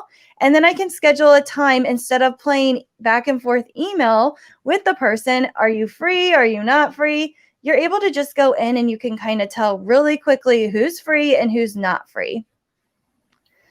Once you have the time that you want, you are also then able to kind of add some things to your calendar. So you can see right here, I've got the date. I could make this a repeating event if I wanted to. So every single Friday, I want to have boot camp because I love boot camp that much. And so every single Friday, I could have boot camp on my calendar or lunch or whatever. You can also add a Google Meet. So that would be the video conferencing tool if you wanted to meet virtually instead of in person. Also down here, you will probably have to add an attachment. So this little button, you're going to click. It's going to open up your drive, and I can attach the slide deck for the level 2 bootcamp. I can then also decide, do I want the people to modify the event, invite others, see the guest list? And once I have everything set the way that I want to, I can also set up notifications if I want them to receive an email 10 minutes before or a notification that pops up on their screen. I sometimes like the email, but that's a personal preference. And then once you're all set, you're going to hit that save button. And then I'm going to send an invite to that person. Okay. Steph, while you were in there, could we show everyone how they could get that Google Meet link and email that out to their attendees if they wanted to? Yeah, so once you're in your calendar invite, you click this blue button. It says add Google Meet video conferencing. That's going to create a unique link for your meeting. Anybody who is on your calendar will be able to join within 15 minutes of before the start time. Once you have that, you're going to hit save. And I'm going to send it. They're going to get a notification once I hit send that that's been updated, that Google Meet link. I also, though, like to go right here and click this little button, and it's going to copy the link for me. And then this button right here will email your guests. So then I can say, hello, join the Google Meet. And then I can paste all that information and hit send, and it will send all of my guests an email reminder as well. That is custom that I get to write. So it's not going to be that notification that automatically like sends them a reminder. It's going to be from me. And again, I can do that right from calendar. I don't have to open up another tab. I can do it right in here by clicking this email guest. Perfect. We've already gone over finding a time in the tab. What about looking at appointment slots? Now, when we go demonstrating appointment slots, I'd just like to point out that that's only available for business and education accounts, not on your private Google account. And so with appointment slots, I like to set these up because maybe I have a couple teachers that want to meet with me. And again, I don't want to play who's free then, and I just want to save a lot of time. So to create an appointment slot, I'm going to go to next week because normally on the test, they're like, okay, look 2 weeks out or whatever. So right here, I'm in August. So I'm going to be starting back to school. And so I want to set up appointment slots for my teachers so that way they can meet with me. I'm going to click and hold, and I can make it as long or as short as I want. Once I have this open, I'm going to click appointment slots. So you can see I have events, out of office, task, reminders, appointment slots. I'm going to call this Meet with Stephanie. I want these to be 15 minutes each. And then the time looks great. Actually, I'm done at 3, so I'm going to change that time. And then I can also do a single slot, but I'm going to keep it with the duration. Once I'm all done, I'm going to hit save. On here, I can double click again, just like I did before, and I can add maybe a location. So maybe we're meeting in person. I can add that location with that address in, so that way people have it on their calendar. I can also go in here and type up a description. So maybe I want them to write their name. What would you like feedback on? And then they can kind of use this template to write information for me to see. Once I have that, I'm going to click that save button. Now, you know, with Google, and we've said it before, you can access the appointment link here, but there's always another place. So the other place right here is right here. So again, you can do it inside of it when you're editing or outside of it. And this is the link that you're going to send to those people. So if I want to meet with Maria, she is going to fill out this event with me. I'll go ahead and maybe I'll throw it in the chat. If anybody wants to practice, feel free. So what you're going to have to do is there's no slots available. So you need to go to that slot where it's on August 4th. And then here you can find that time and you just click it. Their name is going to get added into the parentheses. So if you're using this with students, with parents, they have to be signed in with a Google account so that their name can be popped up. And then right here, what I wrote in that description, they can go in and they can add their name, their information, what they want feedback on. They can hyperlink documents. So if I want to hyperlink this slide deck right on here because I want feedback on that, I'll hit save. You're going to get an email notification. And if we go back to our calendar, right here, it now has a meeting with Stephanie and the Global GEG. So I can quickly see, okay, who is meeting and what time are they meeting? I can see what they need feedback on, and it goes right onto my calendar. Fantastic. We have got through everything we need to get through. We may go through the last 2 questions there for the challenges. And there was just someone asked if we could go through one more time. That was Terry. I'm not sure if she means the appointment setup. Yeah, I can walk through. So let's look at the challenge. Set up a 30-minute appointment slot for hosting after-school tutorials. So what I'm going to do is I'm going to go to my Google Calendar. I'm on my calendar. I'm going to click and hold. And then I'm going to call this, I think it was like Google Sites. Yeah. And then what I want to do is I want to click appointment slots. You have to click appointment slots as soon as that first pops up. If you are on the event that we made today or yesterday, I can't go back and edit it. So make sure you do that when it first pops up on that screen. And then now you can see I've got the appointment slots. I can edit. So now it says 30 minutes. And then I could add guests if I wanted to. This is kind of nice to add guests.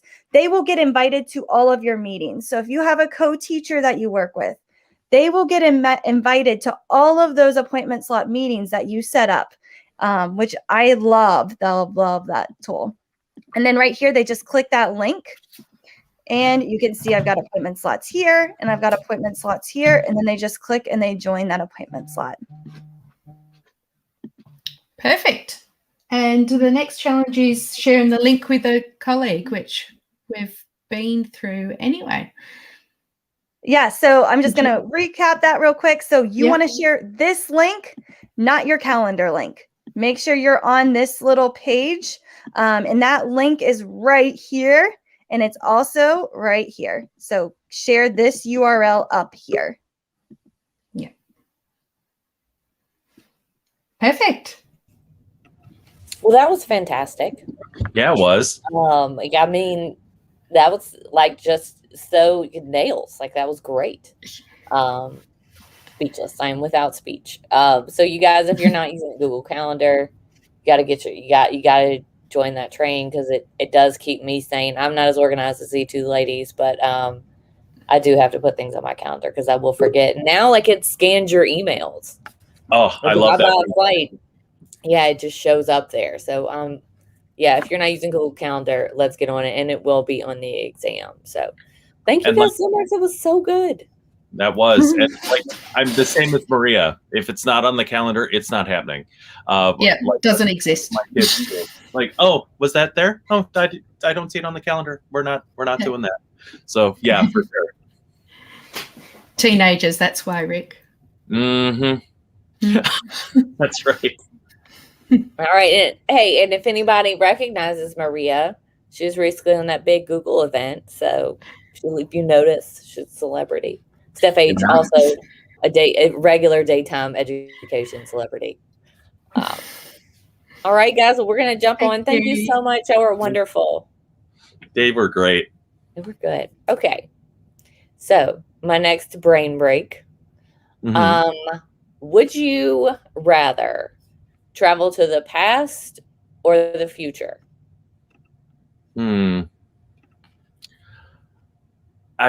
That's tough. I can't live in a time before ibuprofen, so I have to go to the future. You know what? I think the same. Would also give me a chance to see how things turned out, like with my children and stuff. Could you imagine? No ibuprofen? Oh, yeah. That's not going to work for me. Yeah. I can't even. I'm so old now. Like, right. I was a time before energy drinks. What would be the point? I don't understand. I would have heart attacks. Exactly.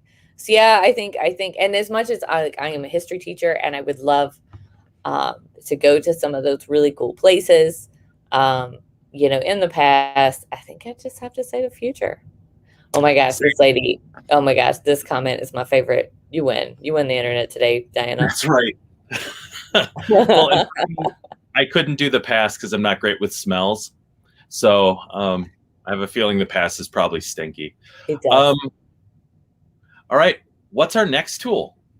All right. We are I can't with the Dogecoin. I'm still laughing. All right. So Philomena couldn't make it here, and we're really sorry. We're going to very much miss her. But we've got some people stepping in to help Patrick with slides. But we are going to miss you. Should we add Philomena in? She's in the back. She's here? Oh, I didn't realize she was here. Hooray! We didn't think we could make it. Philomena has come through a whole lot of adversity to get here. Yay! Yeah. All right. Also on the recent Google event. All right, I removed myself. You guys get it. Oh. All right. Hello, everybody. I'm Patrick Hausman at phouseedu on Twitter. I am a supervisor and a coach of EdTech, and I'm joined by Philomena. Oh, thank you, Patrick. Hi, my name is Filomena Pizzulli. I'm a teacher in Italy. Math and science is my subject, and I am very happy to be here. I am a Google trainer and Google innovator, and I am also the leader of GEG Italia and Global GEG. Thank you for having me. I apologize if my connection is not good because I am on my phone. Someone very kind stole my computer, so thank you. Not good at all, but we are so glad that you're here. You're able to join us. Some of the main things we're going to talk about on slides are creating, editing, sharing, publishing, and those last three are, Philomena, do you want to take those? Yes, we are going to talk about everything you would like to know about slides. So we have, as Patrick say, how to manage all the publishing and the settings in slides, and also how could you master the slides, change everything in your presentation. Absolutely. So as we roll down through, and just in case you're seeing it on your screen there, I found a really old school animation within slides as well. So that's one of my first introductions to the world of stop motion animation within slides. So it'll be linked into the slides so you can check that out as you go through. But something to think about, and it's kind of a next level thing, so we won't really cover the animation side as far as stop motion within this presentation.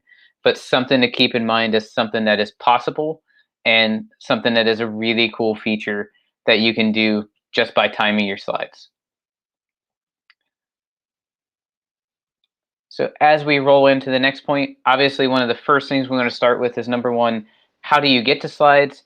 How do you start to edit and actually create within slides? If we come in, you can obviously come from just a regular browser. You can go into the waffle icon, app launcher, whatever you would like to call it. You will have slides within there.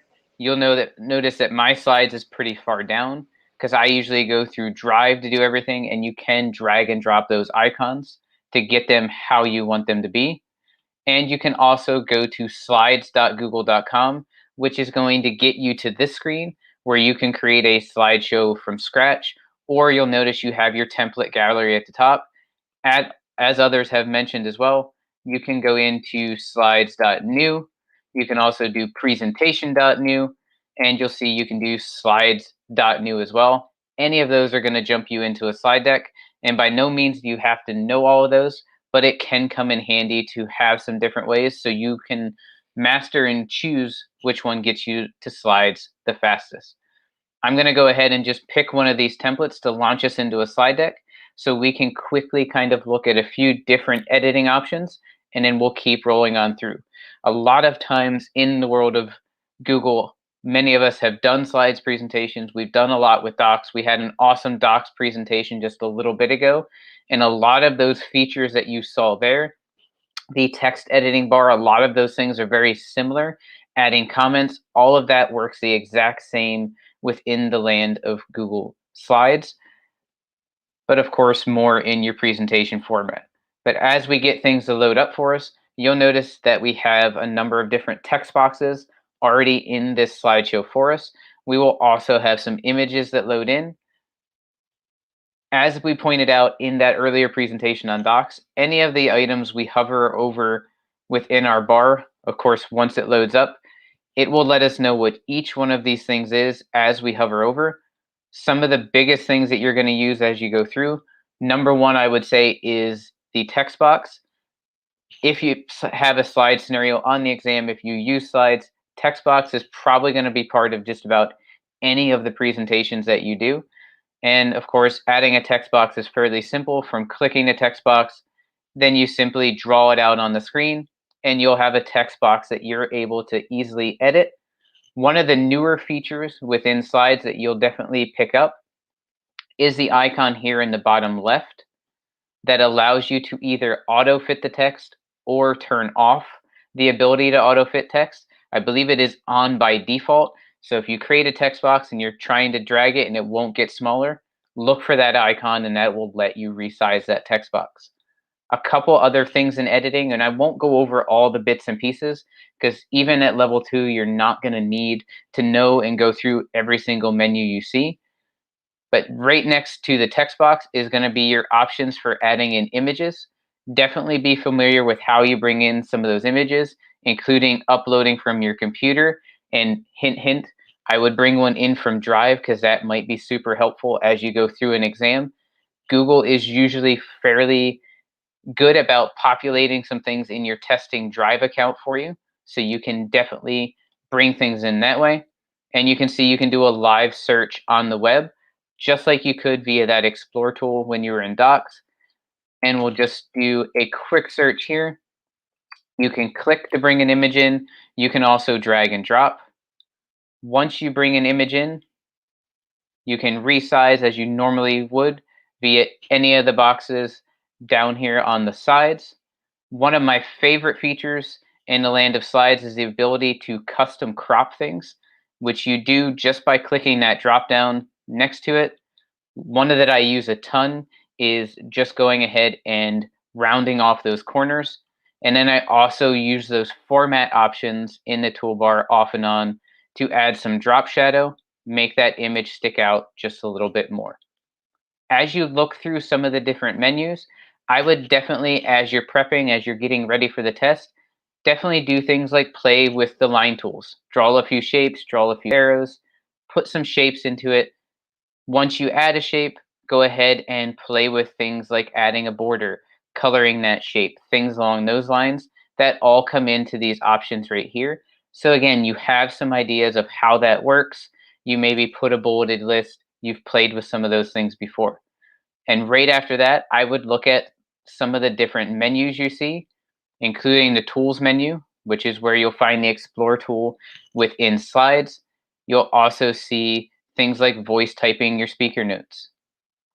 And as you come across, many of those different things that you're going to see in the menus are going to be identical to the different tools and options you have across the toolbar, including if I click on Insert, you're going to see image, text box, all of those very similar things there. The only other one we're going to insert right now in the interest of time is a video.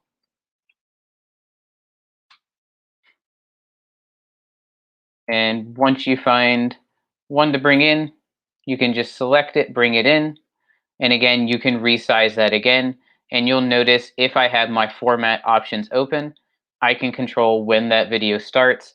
I can even mute that video. So that was a really quick kind of run through of different editing options, but know each one of these things as you scroll over is going to tell you what it is.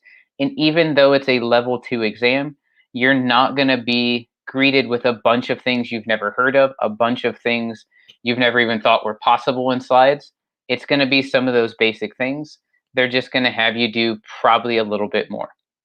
Anything that you wanted to add on that, Philomena? Yes, Patrick, I would like to give some advice.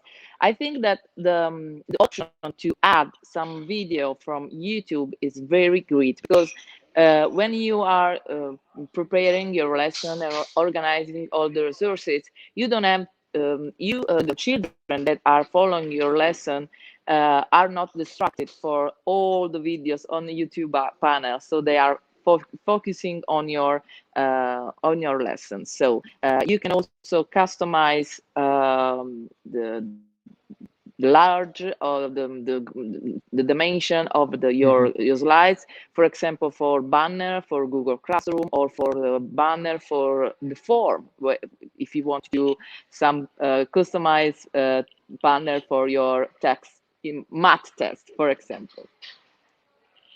Absolutely, a great point, and I did want to make sure we pointed that out. In the File menu, you would go to Page Setup, and of course, banner sizes would be different. But if I wanted this slideshow to fit something like a sheet of paper, I could type 8.5 by 11 or 11 by 8.5, and it's going to automatically change my slide size for me. And again, that's File and then Page Setup. And I saw one other question come in the chat that was about how you custom crop an image.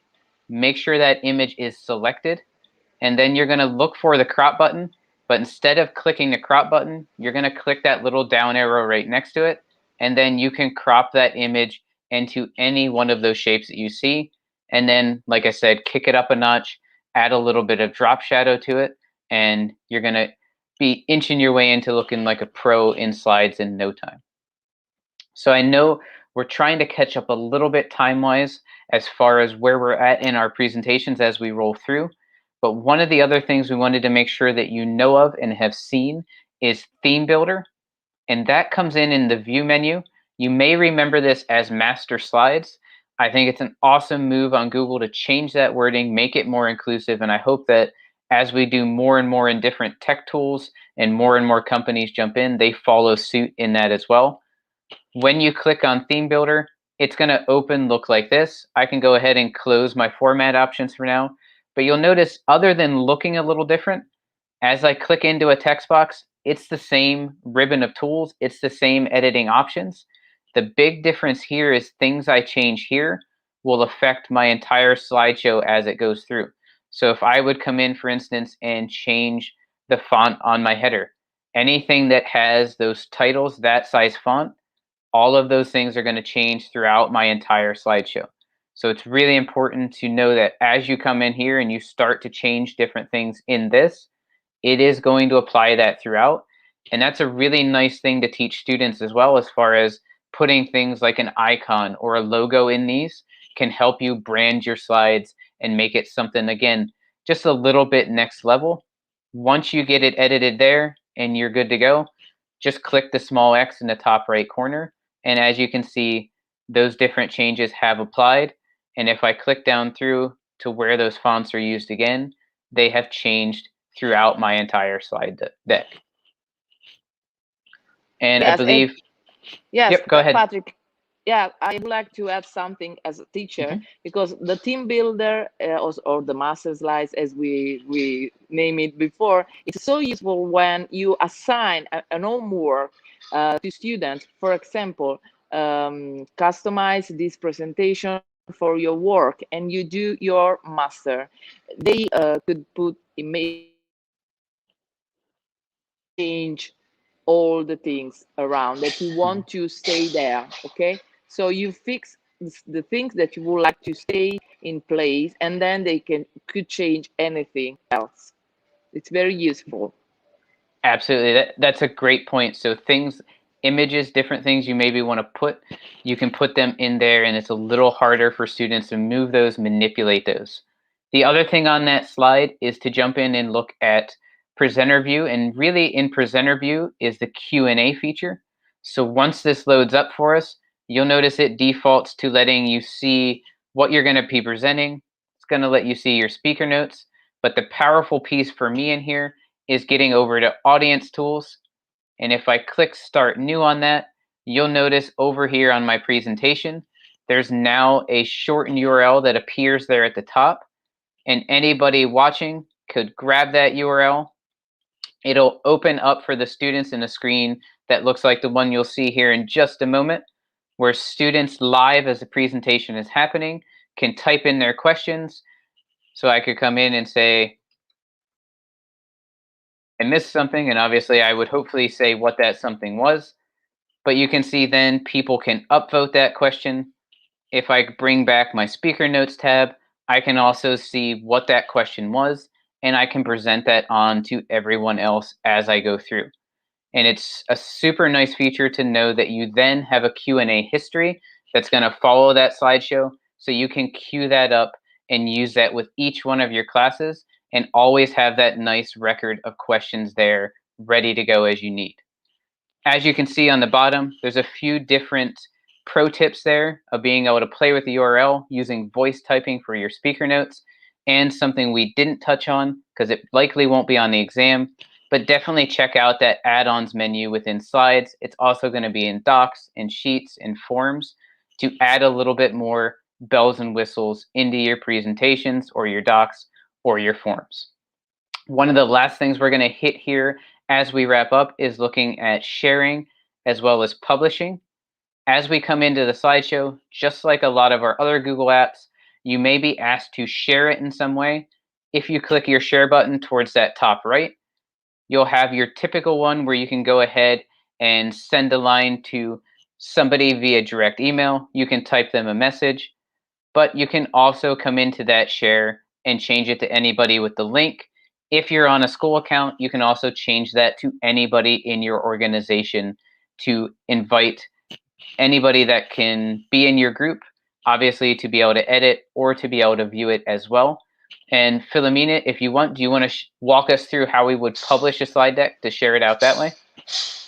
Yes, I love the publish setup, because you are able to, for example, publish your work as ebook or as presentation online, and you can share only the link, and everybody could see your presentation without moving or touch anything in your slide. So I love the ebook tool, the ebook chance, because we with my students I always do something that you could print, like calendar with some examples, science experiment or plants, whatever you want. You can publish, and you could share the link or publish as ebook, and then you can look at this ebook for any device. Absolutely. Great points. And publishing it out to the web, as you could see as I was trying to live demo, as Philomena talked us through, file, then you go to publish the web, and you can choose whether you want to link or embed. You can see you have a few more options there as well, as far as if it's going to auto start, if it's going to loop. And then we also touched there a little bit on the different options you have to download, including things like a PDF and some of those other options you could see there. Publishing is also as a connection to that first slide you saw, is a great way to go ahead and look at doing stop motion animation with your slides as you kind of make those things come together. Subtle movements, you time it out, and that stop motion animation comes together for you. And as we get towards the end of our time here, we wanted to include a slide that we're really not going to cover much, but to give you some different ideas of ways that slides get used that are not your typical uses. Everything, as Philomena touched on, custom slide sizes for headers, posters, all kinds of different things down through and including hyperdocs, comics, all kinds of great things. And if you click on where it says next level uses, you're also going to get a completely additional slide deck of all kinds of different things you can do within slides. And then Philomena, I see that you pop back in. Do you want to give a quick shout out to Slides Mania and the great stuff that can be found there? I am so sorry, Patrick. You are doing all the work alone. I promise, I swear, we practiced before, but I'm sorry. So I love Paula. Paula is a great fan of Global GEG, and she has done an amazing work, because on Slides Mania, you can find whatever you want for presentation, for game, for challenge board, for notebook, and everything. So you have only to search your favorite template by, for example, keyword or style, whatever you want. Then you can open in Google Slides, use that model, and customize as for your customize as for your purpose. For example, okay, thank you, Patrick. You can choose a template, whatever template you like, and for your lesson, for your personal things. And then the only thing that you have to do is only use this model in Google Slides, and they are all ready for you and for your things. So very, very useful. I love this iPad presentation also. Okay, opening Google Slides, then directly use this model, and then you have your presentation ready to go.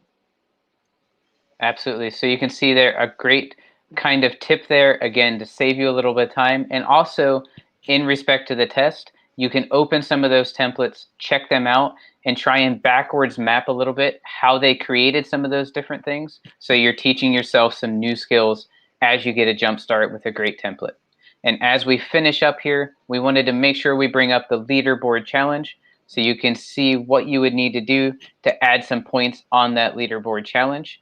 So you would obviously start with that slideshow, change the slide size so it's a full-size poster at 24 by 36, bring in some images, some shapes, all of those good things, and then make sure you grab a URL so that you can get that shared out for people as well. Anything else you wanted to add as we wrap up here? Yes, I read a comment that I like very much about the fact that when you publish something, okay, Anna Maria Di Benedetto wrote that when you publish on the web, your work is updated automatically. So I love this. Thank you, Anna Maria, for providing this advice. Thank you. Absolutely, great point. And that's one of the really nice things about embedding, doing different things with slides. As long as you don't make a copy or sever that connection as you edit your different things, it's always going to stay updated. But I think we have hit pretty much everything we set out to on slides. Hopefully that helps everybody with the exam. We appreciate your time, and we have been super happy to be here connecting with you. That was fantastic. I'm Thank so you. sorry, Fred, Rick, and Bonnie. I'm sorry. For what? You did Why are you amazing. apologizing? I'm glad I was on mute Yeah, the first time I said that because it I'm was way just loud. back and forth in my presentation. Sorry. No, it was Not at great. all. You were fantastic. Please, no more. That's it. That's the last one you get. You were fantastic. We really appreciate you coming out. Always amazing. No. We will not accept any more apologies. Thank you for being here. Yep. And enjoy. And, to that very kind person who took her laptop, we're going to find you. We're Yeah. Thank All right. you. You guys did such a great job. Thank you so much. Just a few updates. Somebody made a really, really valid point about calendar and appointment slots. If you don't have access to a workspace for education for any reason, I did add an alternative to the leaderboard challenge. Something else you'll have to do on the exam is create a calendar event, add a guest, and add an attachment to the event. Just like I said, that was a really good point. I can't remember the name of the person who reminded me about that, but really, really, really appreciate it. Yes, thank you. Two We want to make things. sure the leaderboard is fair. So Yeah. And hey, if you catch us on anything, we are not perfect. So please catch us on stuff like that because it needs to be fair. So I did add that in these slides again when we post on our website when we're done. No problem. Hey, look, thank you. We're better together. One more question. 2 dates for level 2. Yeah, day 2 is the 31st, exactly 1 week from today. And it's going to be great because this is It's when gonna we be get great. It's gonna the be great. spicy apps. I love the spicy apps. So yeah, and I'm into this Sir Links a lot. Whoever's talking about that, I cannot wait. I cannot wait to play with this. I hope my district didn't block it. All right. Yeah. So moving on. Is it my turn or your turn, Rick? It's your turn. I don't know. It might be it's my turn. Yeah. Okay. So, and I've asked you this before, but this was a question that spawned quite a bit of contention with my students. It's when you make a sandwich, are you going to cut it into triangles or rectangles? Which way do you cut your sandwich if you cut your sandwich? I don't cut my sandwich. I don't either. But if you did, like when you cut it for your child, right? Because I'm assuming you do that for Sadie. Which way do you cut it? She asked the edges to be cut off, not cut. Yeah. Oh, right on. For me, I was always a this way for the longest time, and then I went somewhere that was this way, and it was life changing. I think I do rectangles. I used to do rectangles, but now that I've done triangles, I can't not do triangles. But Nick Fury couldn't eat it if it was a triangle. So that's true. And it looks like in the chat, Maria, triangles, triangles. Huh. Dina makes a good point. Depends on what it is. Very good point. Dina's always on point. That's true. Dina. I mean, all right. Someone wrote rectangles. I mean, good. Thank you, Donna. Yeah. More stuff says on the this is a woman of my own heart right here. Like thinking about how much is on the sandwich because there's a lot on my sandwich. So, oh my gosh, this next group that's coming on. I mean, I know level 1 was great, but today, day 1, level 2 is like we pulled out all the stops. Mm-hmm. So, next we have Louise Bertuz and Frederick Crawford with Google Sheets. Oh, I'm not supposed to put Louise up there? I put you up there. We all put me up there, so. Oh my God. I can't even. I cannot do an introduction that would give this pair justice, so I'm going to just let them have it. If you think you know Sheets, you don't know Sheets like these two. This is something that is meant to happen. We've been planning on doing something on Sheets with Bonnie and Fred, and we haven't been able to like get our ducks in a row. Okay, y'all have at. Yes, the pandemic been hard. We were hoping that the fourth would be with us, but it wasn't. Yeah, it wasn't. So that's Fred Crawford. And he's awesome. He does Sheets all the time, and he presents here all the time doing his math stuff with his kids, which is awesome. My name is Luis Pertus. You saw me earlier today in Gmail, but I'm here again because I love being here. And this is the first message we have for you. Sheets are scary. People are terrified of Sheets, but actually, Sheets aren't scary. So that's the first thing we want you guys to know. Every panic attack you might have when they mention Sheets, because I know people who do have panic attacks when they mention Sheets, please forget everything. We're doing something completely different, and we're trying to like calm your minds. Right, Fred? Right. So if you did not see us on the screen, there's a picture of us in black and white. Yeah, just in case. If you want like variety, there you go. So this is us. You can see our Twitter handles under our screen, under our faces there somewhere. So if you want to follow us on Twitter, we won't mind. And that's it. And then the first thing you should know is the answer is always, always, always a spreadsheet. No matter what the question is, the answer is always a spreadsheet. Okay. So we're going to get started with Sheets. And then, of course, if you're one of those crazy people that are skipping level 1 and heading straight to level 2, well, good for you.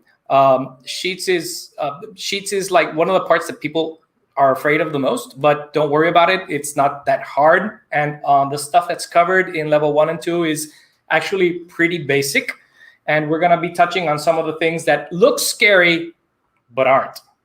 Yes. And okay, Louis, so you made a great point when you said that it was pretty basic, because whenever you are using Sheets or doing this exam, remember, we're testing for, or Google is testing for your potential to learn something new. So if you can cross this baseline and pass this exam, you have shown Google that you have the potential to learn more things and whatnot. It's kind of like an initiation, pretty much. True. And also, the other thing you'll notice is all the stuff that they have us do in the tasks is they actually tell you exactly what to do. You almost get to like copy and paste the formula. Almost. As long as you know where to find stuff, all of this is like supremely easy. Now, so if you go to sheets.google.com, or if you hit the waffle and click on Sheets, you're going to find that's on the screen over there. And you'll notice that is in the correct view, which is list view. Oh, that's a fight for another time. But then, okay, so then if you want to play along, and yes, we consider this playing because it gives it a better sense of occasion, so people don't freak out. That link will send you to the same sheet that we're going to be using in the demo. So that's one thing you might bear in mind if you want to like see what we're doing live, or if you're watching this not live, you can watch it non-live also. And if you click on it, for those of you who are here live, if you hit that link now, you're gonna get a copy of the sheet as it is right now, brand new. If you hit the link later, you'll get the sheet after we've done all that we're doing to the sheet during this, because it's linked. You're getting a copy of what we're doing. So just so you know, you're going to be able to see exactly how everything works. So yeah, that's like a valid point. So who was it? Was it Reshma that was doing Sheets for level 1? She said something that Reshma and myself. Yeah, she said something that's very valid. It's please don't be afraid of Sheets. Each one of those little cells is actually like a little calculator. And calculators are cool. Calculators don't bite much. So just think of it like that. Each little cell is a little calculator. It won't freak people out. So that's about it. So I wanted to add to that. It's all about getting used to the syntax. The only difference between a calculator and the cell is that you have to start off with the equal sign. That's the biggest point.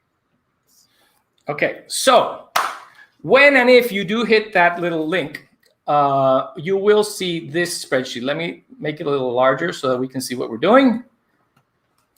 Okay, so you're going to get a normal spreadsheet with different information that we've come up with. Some of you, if you've seen the level 2 bootcamp from last year, you'll find that this is incredibly familiar. So in this case, we have a list of Hogwarts students, and you'll see it sort of looks like a real list from students. You get grades for each different month. You'll get a space for totals, and we're going to get each student in their different houses. Okay, so we're going to be playing along with different things that different tasks that we might be asked of during the exam. So the first one is really not that hard, and it's conditional formatting, and people freak out about conditional formatting, but actually it's like super simple. And so conditional formatting is, some teachers, I've known teachers that do this, every time they get like a spreadsheet like this, they'll go in and they'll manually go in here and let's gonna color everybody that gets below whatever grade this is. So they'll go and they'll label each with a different color. And that works all fine and nice, but what if, like in this case, you have like hundreds of students, well, not hundreds, but yeah, you got 100 students and lots of grades, you're gonna go insane. And the other thing is, if you notice this spreadsheet that I've made, these values are random. So if I make a change in the spreadsheet, all the values will update, so it won't always be the same. So that's gonna be, but don't worry about that. Don't worry about random numbers. I'll just, it's just so you know that the numbers are going to change, so please don't freak out. So what we're going to be expected, and what's going to be expected of you in the exam, is to give certain grades a color according to their value, okay? So in this case, the first thing we have to do is select a range. Now, since we've all done level 1, a range is any group of cells, okay? And in this case, we're going to pick up the whole group of cells for all the grades that are in the spreadsheet. And to apply conditional formatting, the first thing we have to do is go up here where it says Format, and then there's an item called Conditional Formatting, and it'll pop up this beautiful menu item. And this menu item is going to give us like all the different things that we have to do. Now, in the instructions for the exam, they're going to tell you specifically what you need to do. And all you need to do is follow the directions. So in this case, let's give a red color to all grades that are below, what, 70 red? What do you say? Yes. Okay, and so if was on the leaderboard challenge. Okay, so that comes after. So if we're gonna get like everybody gets less than or equal to a 70, so let's give this a 70, then we're going to choose a color and we're gonna color them in like this little red here, okay? So automatically, every single value that's below 70 is going to be highlighted in red. And this will happen no matter what you do. So if we get this 80 over here and we change it to a 23, you'll see that the number changed. Well, every other number changed. But every time the numbers change, the formatting will change accordingly. And it'll do it automatically, and you don't have to worry about it anymore. So whenever this comes up, it's going to be the same. Now, the other thing is conditional formatting doesn't only work with numbers. It also works with text. So in this case, let's say we're going to color the name of the house according to the house name. So for example, I can add another rule. I'll just select the range where the houses are. And then I'll add another rule. And then the new rule is going to be if this cell is equal to, where is it? Is equal to, and then I'm going to write out Slytherin. Okay, so what it's going to do is going to get all the Slytherin ones, and it's going to highlight them in, of course, Slytherin's color, a bright icky green. There you go.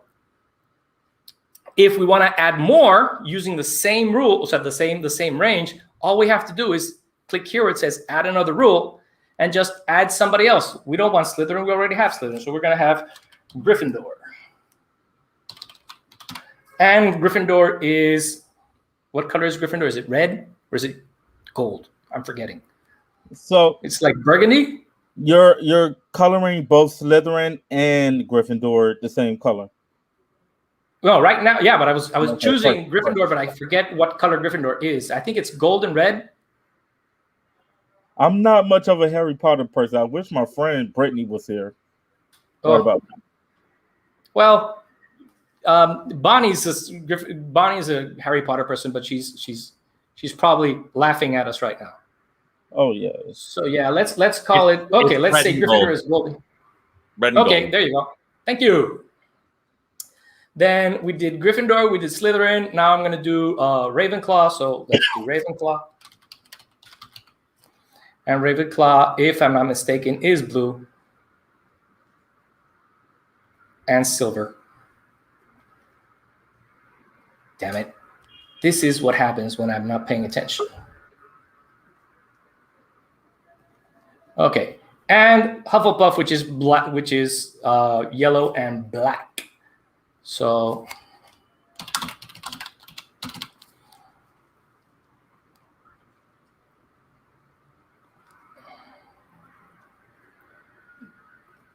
there we go. So this is all well and done. And the values, this will change according to whatever is written up in the column. So if I change the houses on the kids, it'll automatically change up the colors, which is really nice.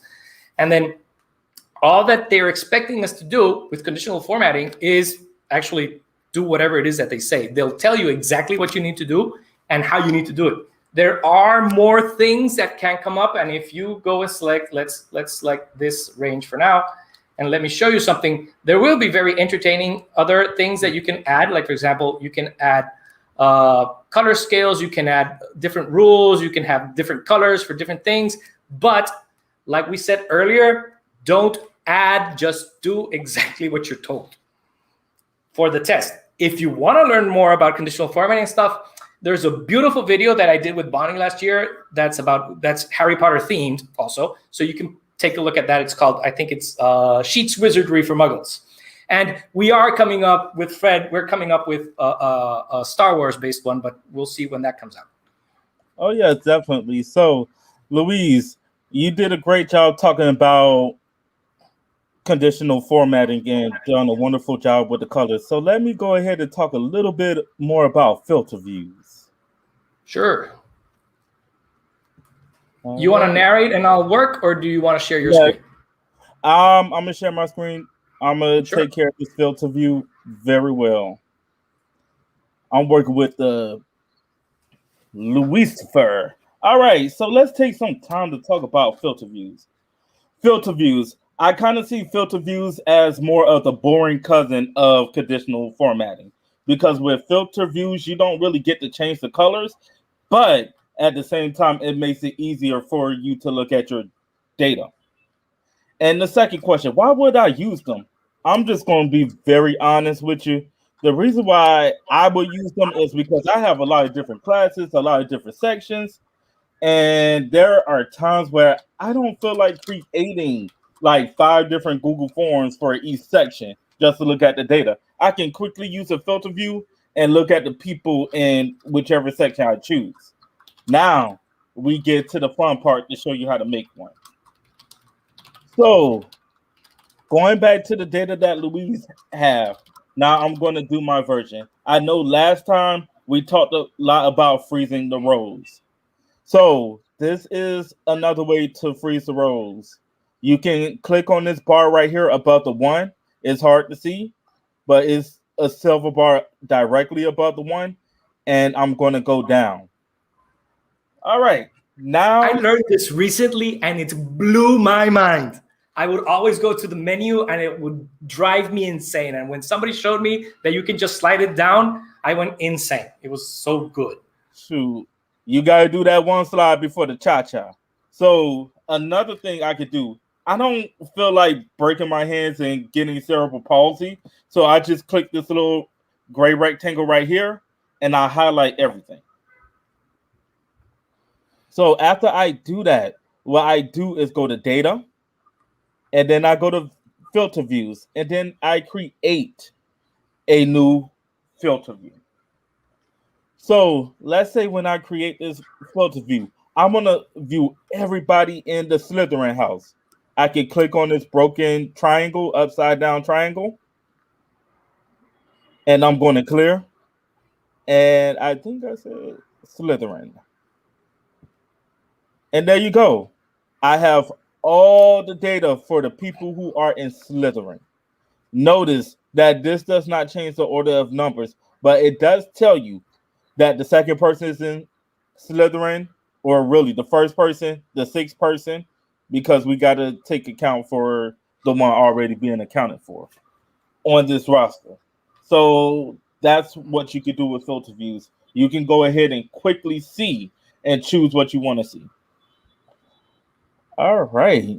So that's all I'm going to say about filter views, because I could go on and on and on about filter views, but we got to keep it short. So Louise, Yeah. why did you bring this elephant into the room? Tell us a lot more about pivot tables, and I'm going to stop my share at this point. Okay. Pivot tables, ladies and gentlemen, is something that people equate to the boogeyman, because they seem like so scary and so hard to do, and people freak out when they're told they have to do a pivot table. And actually, pivot tables, what they do is they help you visualize insane amounts of data very quickly. And let me show you, because this is always better to show how pivot tables actually work and how do you do stuff with pivot tables. So let's go and let's make this really big. And there is all the information that I have here. We have information that's a data for pivot table. And this is taken from, I imported this information from somewhere. And this is actually earnings, and this is earnings, education, and gender information from people who work at some big Fortune 500 company. So it's actually, if we go all the way down, there's more than 1,000 data points, and that would be insane. So if you wanted to learn stuff about everything, it would be really, really crazy. And when you are asked to do a pivot table in the exam, they'll actually tell you what you need to do. But let's suppose you don't know what to do in this case. There is this beautiful button that has saved my life countless amounts of times. And there's this button over here that says Explore. And if you've never seen the Explore button is the best mind-reading weird button there is that Google has come up with, because Explore knows it all. And any information you might want to get out of the data that's on the sheet, Explore somehow knows how to do everything. So what we do is we click here on the Explore button, and Explore will suggest stuff that goes according to this information that's displayed. So look, first thing it comes up with is a pivot table. And this pivot table will, it makes an average of yearly earnings according to each race. So if you actually want to see this pivot table, all you have to do is click on it. Oops, sorry. And then click here where it says Insert Pivot Table. And it's done the work for you, in theory. We'll put it in a new sheet. Are we doing something that we shouldn't be doing that everybody's popping up? No, we gotta go. We gotta move on. We gotta move on? Okay, so we'll do this really quickly. So you will be asked to insert a pivot table, and then all of this is all that information that you saw over there. It averages whatever you want. If you don't like averages and you want something else that's not an average, you want the total sum, all you have to do is click over on the pivot table, and then here in the editor, you'll go and say, for example, you don't want average, you want a sum of all the earnings that everybody made. So it'll automatically do it. And there you go. According to race, you see what everybody earns from this data, and it's awesome. And it's super, super easy to do. And I'm gonna go really quickly so Fred can do the last thing that we're talking about, which is sum if and count if. So I'll remove my screen. All right. So, and I'm going to make this extremely quick. So when it comes to the sum if and count if functions, they just let you calculate a sum or count certain numbers based on the conditions you choose. So for instance, let's say my total if I wanted to do a total, which I would never do it this way, I can sum. I can sum this range from here to here. If and only if, let's just say, greater than 15. So it will add all the values that are greater than 15. Oh, Lord. What did I miss?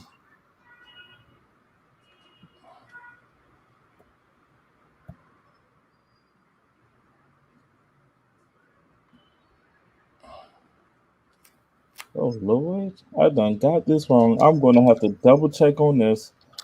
But at the end of the day, when it comes to the sum if and the count if function, they just select what you can sum and what you cannot sum. And then two as well, real quickly, I want to show you guys that you can make a radar chart as well. So let's say if I'm over here inserting a chart, and I'm not going to go into too much details with this.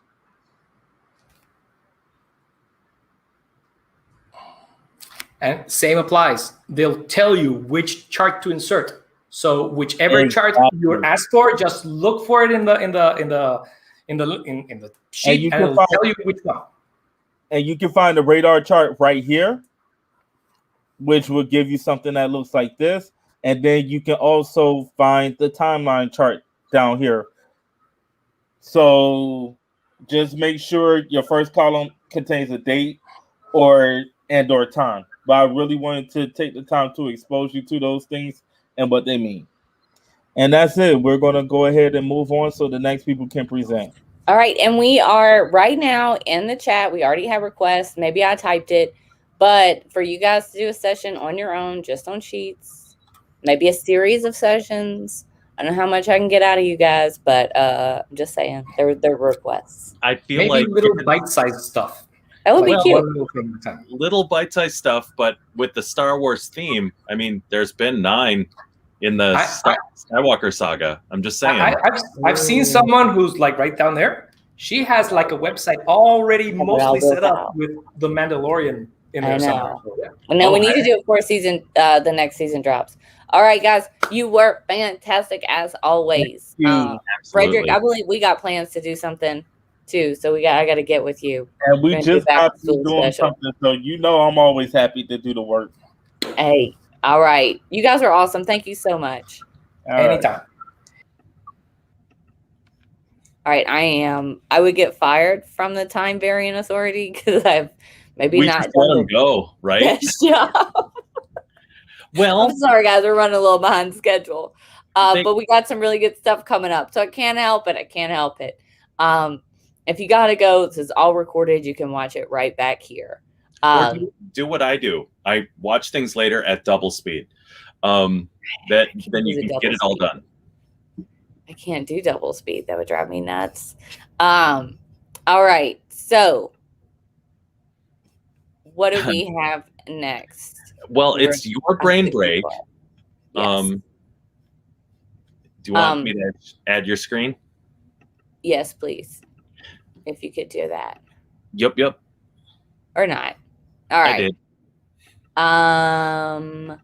Would you like to be able to fly or read minds? Ooh, I think I don't want to know what people think of me, so I gotta pick fly.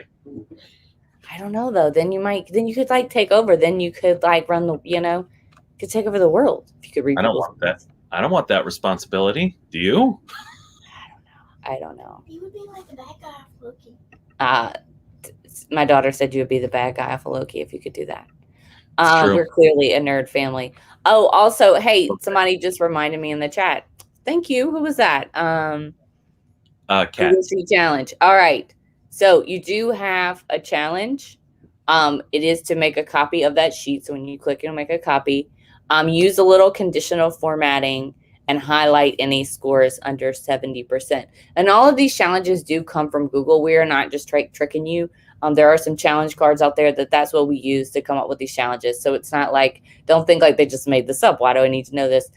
These challenges did come from Google. All right. So I did use the flamingo emoji for a reason. Our next session is with the lovely Kat Lemon and Robin Larrabee. I feel like I haven't seen Robin in forever.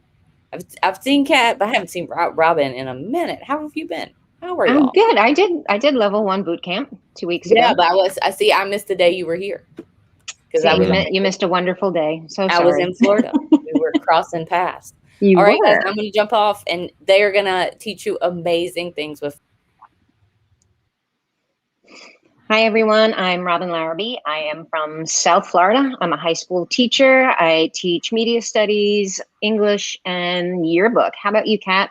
Hi everyone, I'm Kat Lamin. I'm from London in the UK, and I was a primary elementary school teacher, and now I train teachers and coach and just support people with computing and computers.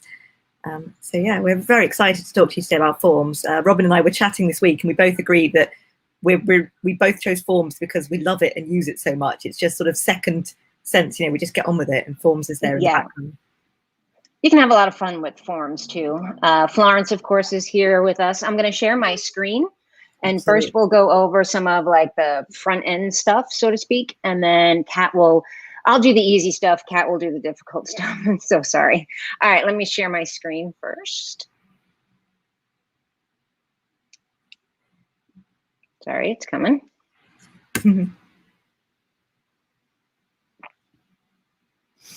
All right, are we seeing my screen? We're not seeing okay, there we go, sorry.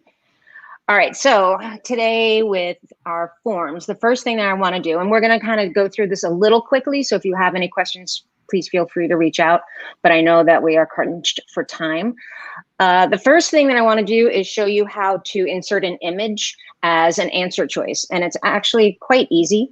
I already pre-populated with the questions that I'm gonna ask just to save time. And when you're in there and you're editing and you're going in to try to pick your answer choices, if you notice where it says option 1, instead of typing in an option like A, B, C, or D, or writing in a longer explanation, if you click on the image, then you can either use an image that you've already saved to your computer, saved to your Google Drive, or you can link it to something online, or you can do a Google image search. I like to use the Google image search because I know exactly what I'm looking for, and 9 times out of 10, it'll give me exactly what I'm looking for. So let's pick Florence's little cousin over here, and you just insert, and it takes a minute to populate, and then there you are. You have your image, and you can put in as many as you need to as far as your answer choices. So I'm only going to put in the 1 for right now because I want to move into the next thing that we're going to do, and that is to show you how to add a section, which may seem fairly basic, but you need to know how to add a section in order to do a answer choice goes to a next section, or an answer choice, you submit the form, and then that will lead into the choose your own adventure form, which I also like to use as a breakout room, an escape room type of activity. So to make a new section, so my next question on this form is, Florence, the flamingo, wants to go for a walk. Where do you take her? Do you want to take her to the ocean, the farm, or to Goldie's all-you-can-eat buffet? I have no idea what Goldie's all-you-can-eat buffet is, but it just sounded really good to put on here. To make a new section, you go over to this little icon over here, the 2 bars, and you click on it. And at first you're going to see it says Untitled. So I'm going to just call this Ocean because that was the first one that I wanted to choose. And then if I click out, I want to move this one up. If it will move up. Of course, you're going to have difficulties here. All right. Time out. Sorry. While Robin's moving that around, I'm just going to say, for those of you who are following in the chat, we were mentioning about a surprise treat for those people involved with the leaderboard, and it does involve Google Forms. That we may have sat on Thursday evening, afternoon for the people in America, doing some fun stuff with sections. We were having a lot of fun with that, and I really can't wait to share it with you. So I'm just waiting to hear from Becky, who's in charge of the leaderboard, as to when that will be published, because we had a lot of fun. And hopefully you will too, trying to solve it to get your points. Yes. All right. So now we have, where do you want to take her? You make a new section, and we'll call this Ocean. Okay, and then in ocean, we're going to ask a question that says, what does she eat? And the reason I did that is because if I come back up here and I want to, if somebody chooses ocean, I want that person to now go to the ocean section. Because if you choose farm, there's no reason to go to the ocean section. So you can use this in so many different ways. In order to do that, so on ocean, the way you do it is the 3 little dots down at the bottom. If you click on them, it says go to section based on answer. So I'll click on that and it'll continue to the next section because right now I only have one other section. So if I go to section 2 and I add another section that says farm and add that question there, and I'm just gonna, again, for the sake of time, go back up here. Do I want to go to section 2 when the section is ocean, or do I want to go to section 3 when it says farm? So I want to go to section 2. If somebody picks Goldies, that's it, you're done, and it just automatically will go to submit the form. So you can see how you can get it to go to different sections when somebody picks those answers. You can use that so well with a choose your own adventure if you just branch out, and same thing with an escape room. You put an answer in there, and this is teacher stuff more so than test stuff, but they will ask you to go to a different section based on an answer, but you can just totally go as far into it as you want and take it as far as you would like to. Now, the last thing that I'm going to go over with you is how to upload something as an answer. So I put in the wrong link there. Describe your day and upload. So you'll have a student say, create a document that has a short essay or a paragraph. And instead of choosing paragraph, I'm going to choose on file upload. And when you choose file upload, you can then determine what kind. I'm having a hard time spelling today. I'm an English teacher. Don't tell anybody. School hasn't started yet. I want to keep my job. You can choose different file types. You can have it uploaded as anything, or you can have it specifically as a document. So that this way you have the document that you need, and then you can go in and grade and do whatever it is that you need to do. So that was my end in a very short amount of time. Again, I'm sorry if I rushed it through, but we're trying to cut down a little bit. So Kat, do you want to tell me? And just a reminder for those of you who are watching, you can watch this back. This video remains live. So if you do miss something, please feel free to rewind and rewatch. So I'm going to do a little bit of stuff behind the scenes and just show you how to turn them into self-marking quizzes. So the most important button I'm going to show you right now is the gear icon, which is at the top of the screen right now next to send. So if you click on that one, this is our settings. And you may remember, for those of you who did level 1, that one of the things that you looked at there was to limit to 1 response. That was one of the options. But actually, we're going to have a quick look at the second tab there for presentation. Because one thing you're asked to do as part of level 2 is to do a confirmation message, which means that when someone's completed the form, it gives them a specific message. For example, thank you for filling in my form, or well done, or even go to this link now that you've finished. And so that's a sort of personalized confirmation message there. And that one is really important that you know how to do that one. If we go back onto that first general tab again, the second one down on there, I'm just going to draw attention to that one. That one only exists on education and business accounts. So for those of you who I know have mentioned in the chat that you haven't been able to access some of the bits and pieces because you're on a personal account, you will only see that restrict users to people in your domain on a school or on a business account. And if you are on a school account, that is automatically ticked. It's worth knowing that that ticks automatically. So for example, if you're doing a form for parents, you do need to untick it because parents wouldn't be able to fill it in. But for now, we're going to turn it on. Sorry, Robin, I'm making you click that button on and off. So we want to restrict. So you can see that I have restricted users and I've done a message, and we're just going to click save to make sure that's all saved. So we can just click save, Robin, just to show that it does need to be clicked to remember that. Okay, so those are the first 2 things I wanted to show you. Poor Robin. Poor Florence, in fact. Florence the Flamingo is just Florence needs to work out. She's been lazy. Okay, so those are settings that you do need to know how to change for the level 2 exam, and they're just useful to know, quite honestly. So now we're going to look at one of the most powerful things that Form does. And as a teacher, especially as a primary school teacher, being able to do self-marking quizzes is so useful. Time saver, time saver. Absolutely. So I'm going to show you a few things that are on the exam and one thing that isn't, but will make everybody love you when you show them how to do it. So we're going to go back to that gear icon, that settings icon.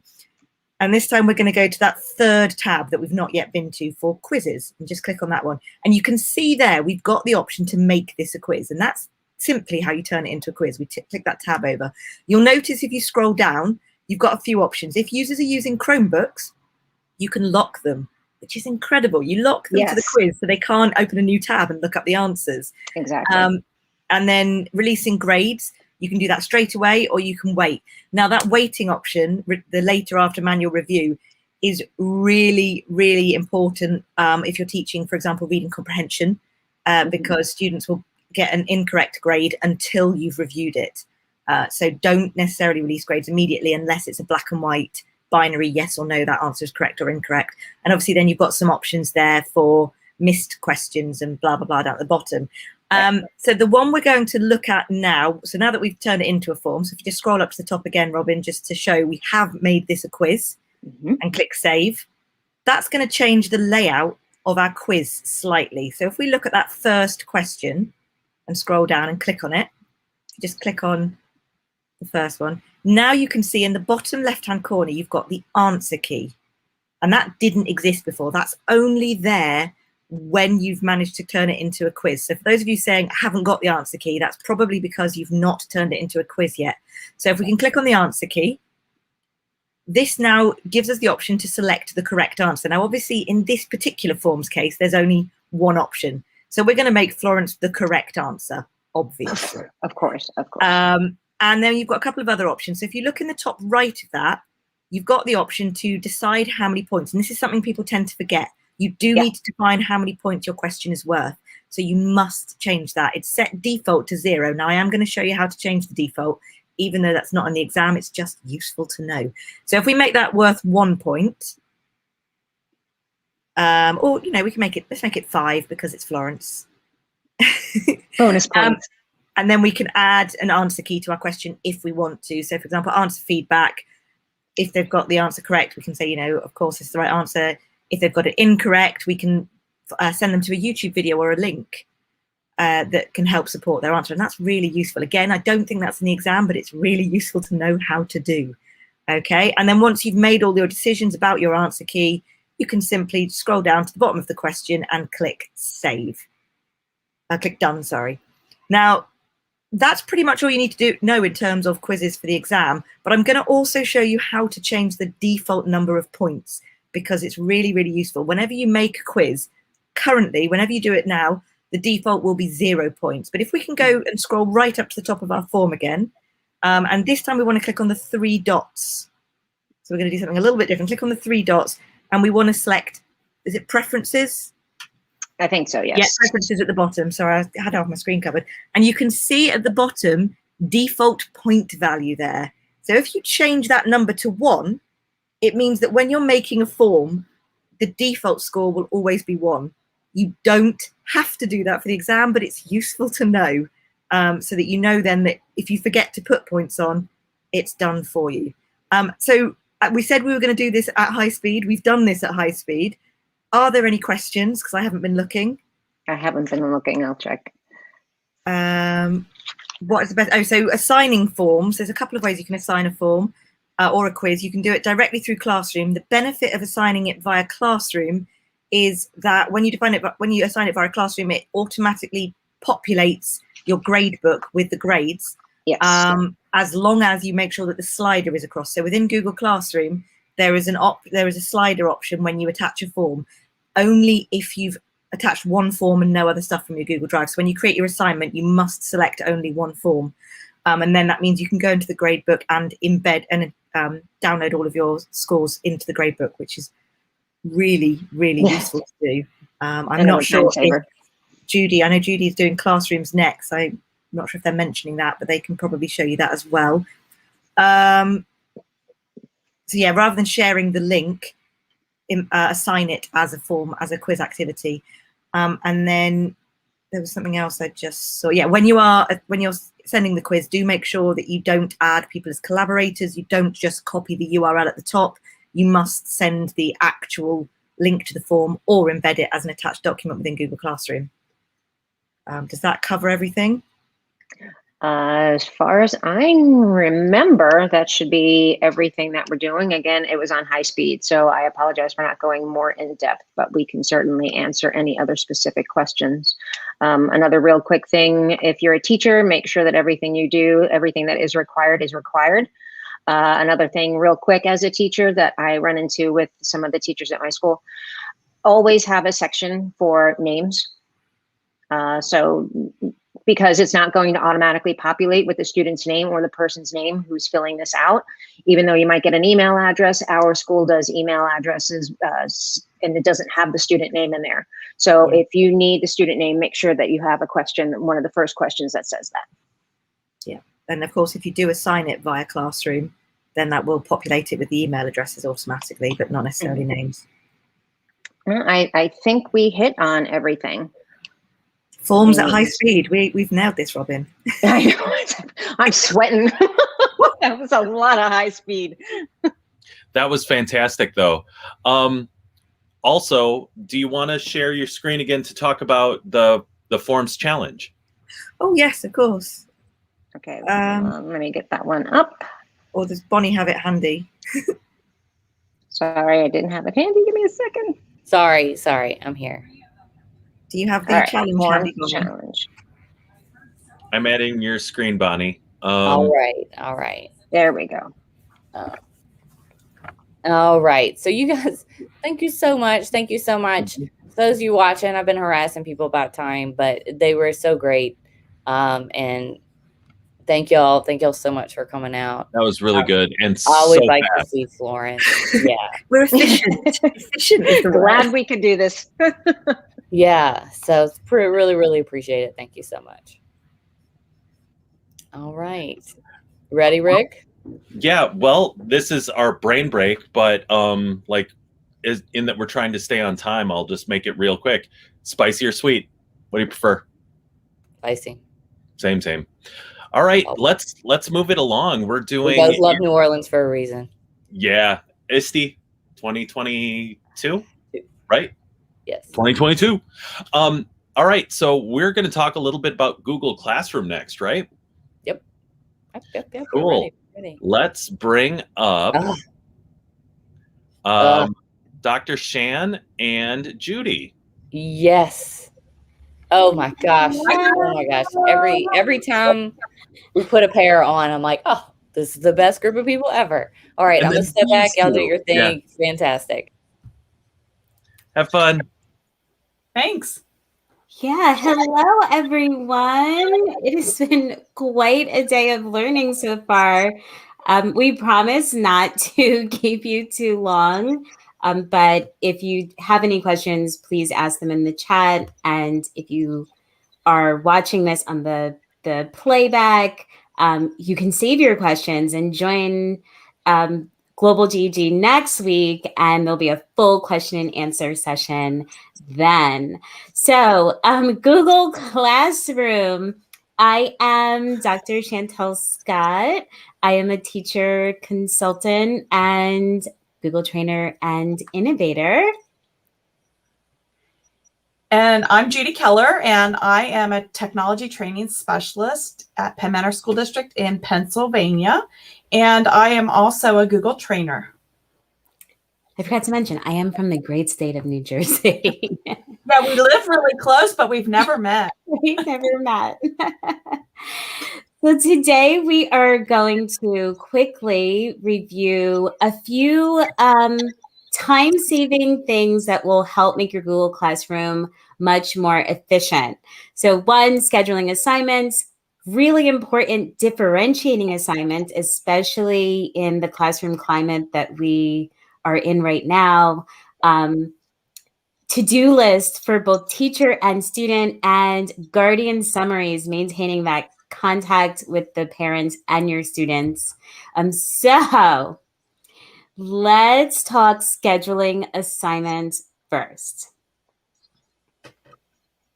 All right, so scheduling assignments, again, one of those things that can save you time and aggravation. So Google Classroom as a learning management system is all about helping you to have more an efficient classroom in general. So I'm going to just share my screen and show you how to schedule an assignment.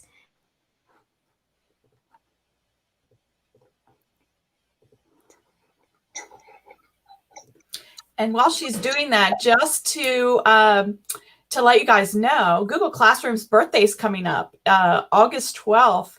It was first brought out August 12th, 2014. Oh, wow. It has come a long way in just a short amount of time. Yes, and that is the beauty of Google in general. So scheduling an assignment. So as you can see here, I am on my classroom's homepage, so to speak. And if you look at the top here where it says stream classwork, people, and grades, I'm going to schedule an assignment by first creating an assignment. So I need to go to classwork. Now, the green button at the very top of your screen that says create, this is where you can create an assignment, an announcement. Well, announcement is actually on the stream. A question, the quiz assignment that Kat mentioned just a moment ago in forms can be created right from this green button. And we'll talk about reusing post in a moment. So for now, I'm going to just create an assignment. Of course, I want to give my assignment a name, and let's just keep it really simple. It's always great to put in instructions. I can add a document from Google Drive, a doc or a slides presentation. I can add a YouTube video or something else, a link to a website. But remember, we are focused on efficiency right now. And so after I filled in all the information that I need, and I've given the assignment a due date, perhaps for tomorrow at 11:59, I want to save time by scheduling this assignment. So I could hit assign and it would go to my students right now, and that would be that. But if you look in the top right corner of the screen where it says assign, I'm going to hit the down arrow. And now I have this menu that says assign, schedule, save draft, or discard draft. So again, assign means going to the class right now. Schedule saves me time because maybe I don't want my students to see this until tomorrow at 7:20 a.m. Great. And I can just hit schedule and it will send tomorrow at 7:20 a.m. And if I'm the kind of person who wants it at the very start of class at an odd time, I don't know, 7:23, I can just hit schedule. Great. So you'll notice that when I've done this, that on my classwork tab, the scheduled assignment is grayed out, which means that it's not active to my students until then. Now, I'm just going to open up and edit this assignment quickly and take away the schedule. Because I can actually schedule this assignment for multiple classes at the same time. But be careful because when I schedule something at the same time, it means that at 7:23 a.m. on July 27th, all of my classes will get the assignment. So, but to do that, I would just hit for, who do I want to assign this for? For this class and this class. And then I go back to my assign tab, down arrow, and up. Can't do it at that time. Okay, never mind. Okay, so It's coming though. It's coming. It's coming, right? it is coming where I can schedule for multiple classes at the same time. So I'm just going to do this and just show you one other thing quite quickly.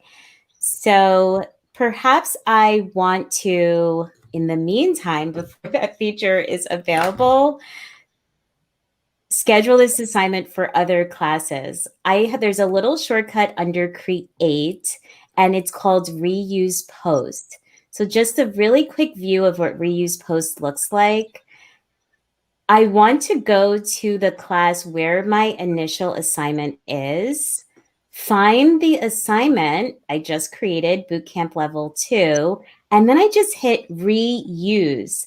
Careful though about this little checkbox here where it says create new copies of all attachments. If you want it to create new copies of all attachments, then check it off. If not, leave it blank. But if I hit reuse, it's going to go to, maybe I just want to, the assignment opens up again exactly as I set it up. And I wanted to go to period 3 now instead. So that is a time saver, scheduling your assignments ahead of time so you don't have to think about it at the beginning of class, and reusing the posts or your quizzes or your announcements so that you don't have to rush to set things up at the start of class. On to differentiating assignments. Yeah. All right. So I'm going to share my screen.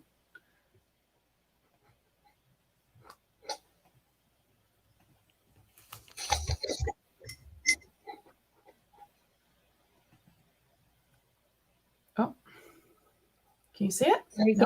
Nope. Here it is. Okay. So in Google Classroom, I'm going to show you how to differentiate assignments. And in the last section for forms and quizzes, they talked about assigning a quiz. So I'm going to show you how to do that in here. So I'm going to go into the classwork tab, and I'm going to create an assignment. I'm not going to create a quiz assignment because I already created a quiz. So I'm going to create an assignment, and I'm going to call it quiz. And then I'm going to go ahead and add from my Google Drive.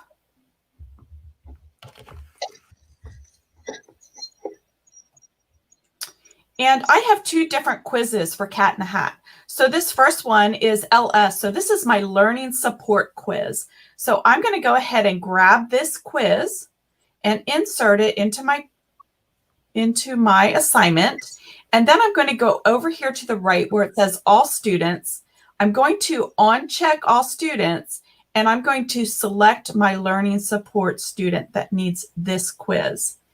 And then I can go ahead and assign that quiz to that student.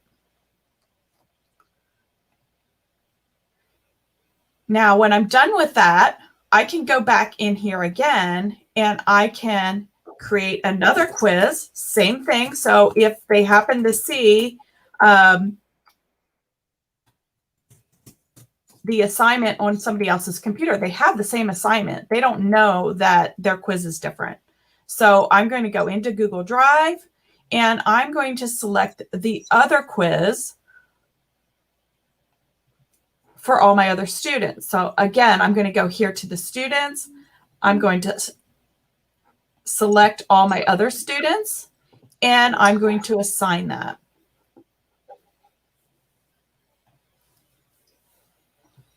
So that is differentiating assignments for all your students in your class. So now that is assigned, and oops, I forgot to put a topic. So I could go back in and I could edit that, and I could change my topic and put it under ELA. And anyway, that's how you can differentiate assignments easily in Google Classroom. So we're going to move on to review. And this is something that you would do for teachers. So if you're a teacher and you have multiple classes and you need to review what your students are doing in your class, you're going to notice right here when I'm at classroom.google.com, my main page, and I call this the tile page. So up in the left, you're going to see I have a to review box. So if I click on to review, I'm going to see everything that needs to be reviewed in my classes.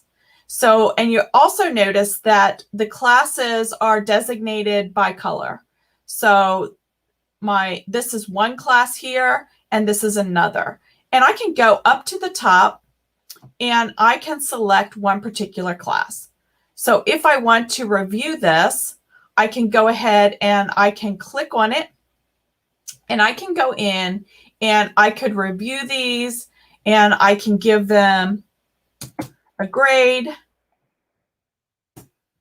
and return it to them.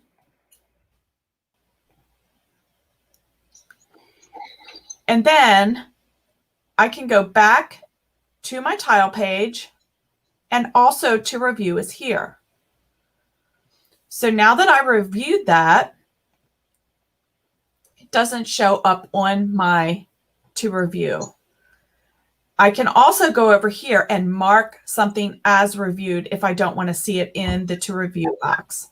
So if I mark that, changer for me this past year. Yeah, so it does get a little crazy.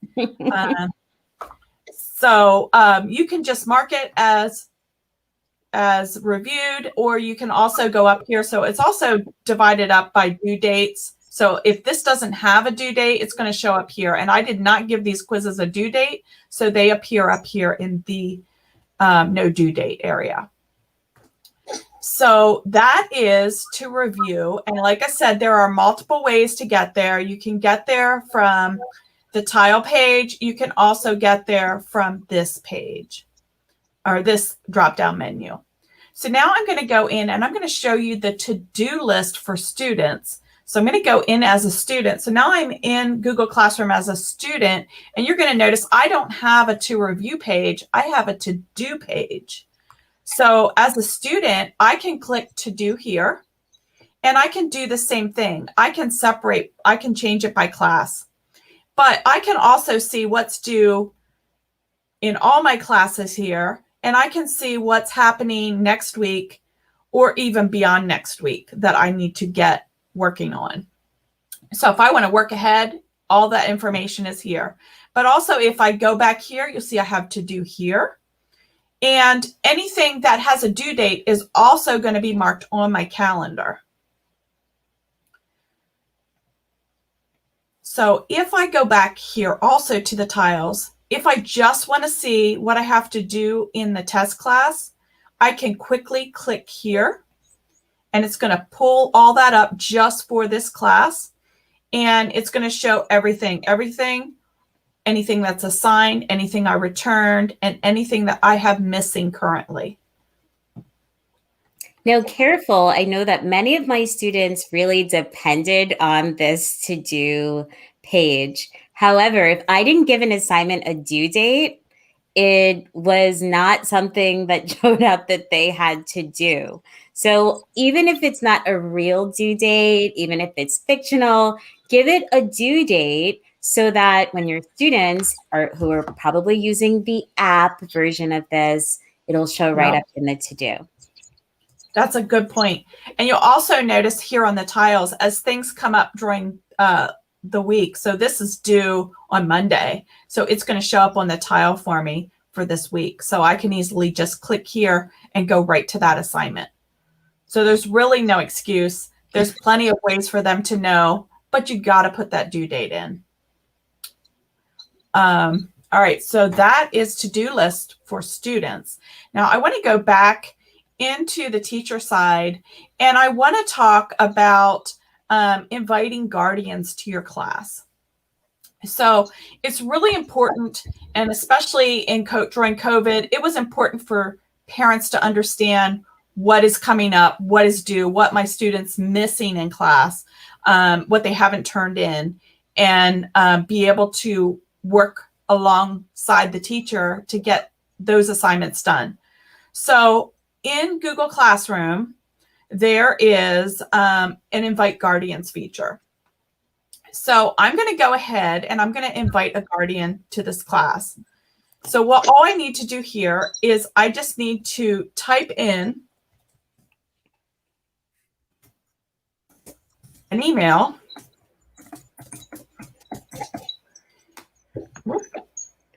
And I need to type it right. And then if I wanted to add somebody else, I could add another email again. But in this case, I'm not going to do that. And then all I need to do is click invite. Now, important to know, once I invite the student into my class and that parent accepts that invitation, now if Chantel has that same student in her class, she won't have to re-invite that parent. Once they're invited to the Google Classroom, they can get summaries from all the Google Classrooms unless you don't want them to. You can go up into the settings, and there is a setting for Guardian Summaries where you can turn it off. But also here is where you can see an example of what a Google Summary looks like. So this will show the weekly summary. And when the parent gets the invitation, they have the option of selecting if they want to receive the summary weekly or if they want to receive it daily. And this is going to show what's missing from last week, what's due next week, classroom activity from last week. So anything that you put into, they don't actually go into your classroom. We're just showing them what's happening with their student in the class. Now, I know when Guardian Summaries first came out, teachers were like, I don't want parents seeing what's going on in my classroom. They're not really seeing the assignments. They're just getting a checklist kind of for their students so that they can stay on top of what's happening. And this really did turn out to be something that was important during COVID or remote learning. So another thing that you can do as a teacher, once you have, let's go back here. Once you have parents in your class, you can now email those parents. So you can email all of the guardians at once. So if every student had a parent in here, you could just click email all guardians, and it's automatically going to throw all those email addresses into an email for you. And you'll notice that it makes them all blind carbon copies. So they don't see each other's emails at all. Now, I can also individually email one particular parent by going to the 3 dots and selecting email guardians. I can also email all my students from here as well by clicking this checkbox and email all. Or again, I could go to the 3 dots and I can email just the student from here. So that was kind of quick. That was, oh, great point. Thank you, Anna Maria. Be careful when deleting a parent guardian email from your Google Classroom, as it will be deleted from everyone, as Judy just mentioned. I saw 2 other things in the chat. Someone asked about emojis. I personally use an extension called Joy Pixels. There are many emoji extensions that can be used with Google Classroom. As you can see from my sample classroom, which is not really a sample classroom, but a real classroom, and also as Judy has here, it's a great way to organize your topics for the students and give it a little personality and life. Some other people in the chat did mention some keystrokes to get emojis, but if you go to the web store, there are also some great extensions that make it super easy. Yes, and if you don't have an extension, like my district limits what extensions we can get just because of security issues. And so you can go to emojipedia.com and you can grab a bunch of emojis from there as well. Oh, that I didn't know. I learned something today. Cool. There was one other thing, and I know that Google often makes this statement like just before we roll out. Someone said, I wish there was an absent option when grading. If you look at Judy's screen here, right in the bottom corner, left corner, there is a question mark. The team at Google actually reads this feedback. And so you wonder, oh, how do they know what we want? And all of the upgrades that have been mostly coming from that little question mark. So put that absent option right in there, and you never know, maybe it'll show up. They want to sell your ideas. Yes, like they're totally reading your ideas. Because they're going to use all your good ideas. So don't. You have the best ideas. Yeah. You can think of it in a more cynical way, but they're looking at your good ideas. Right. Making them You guys were wonderful.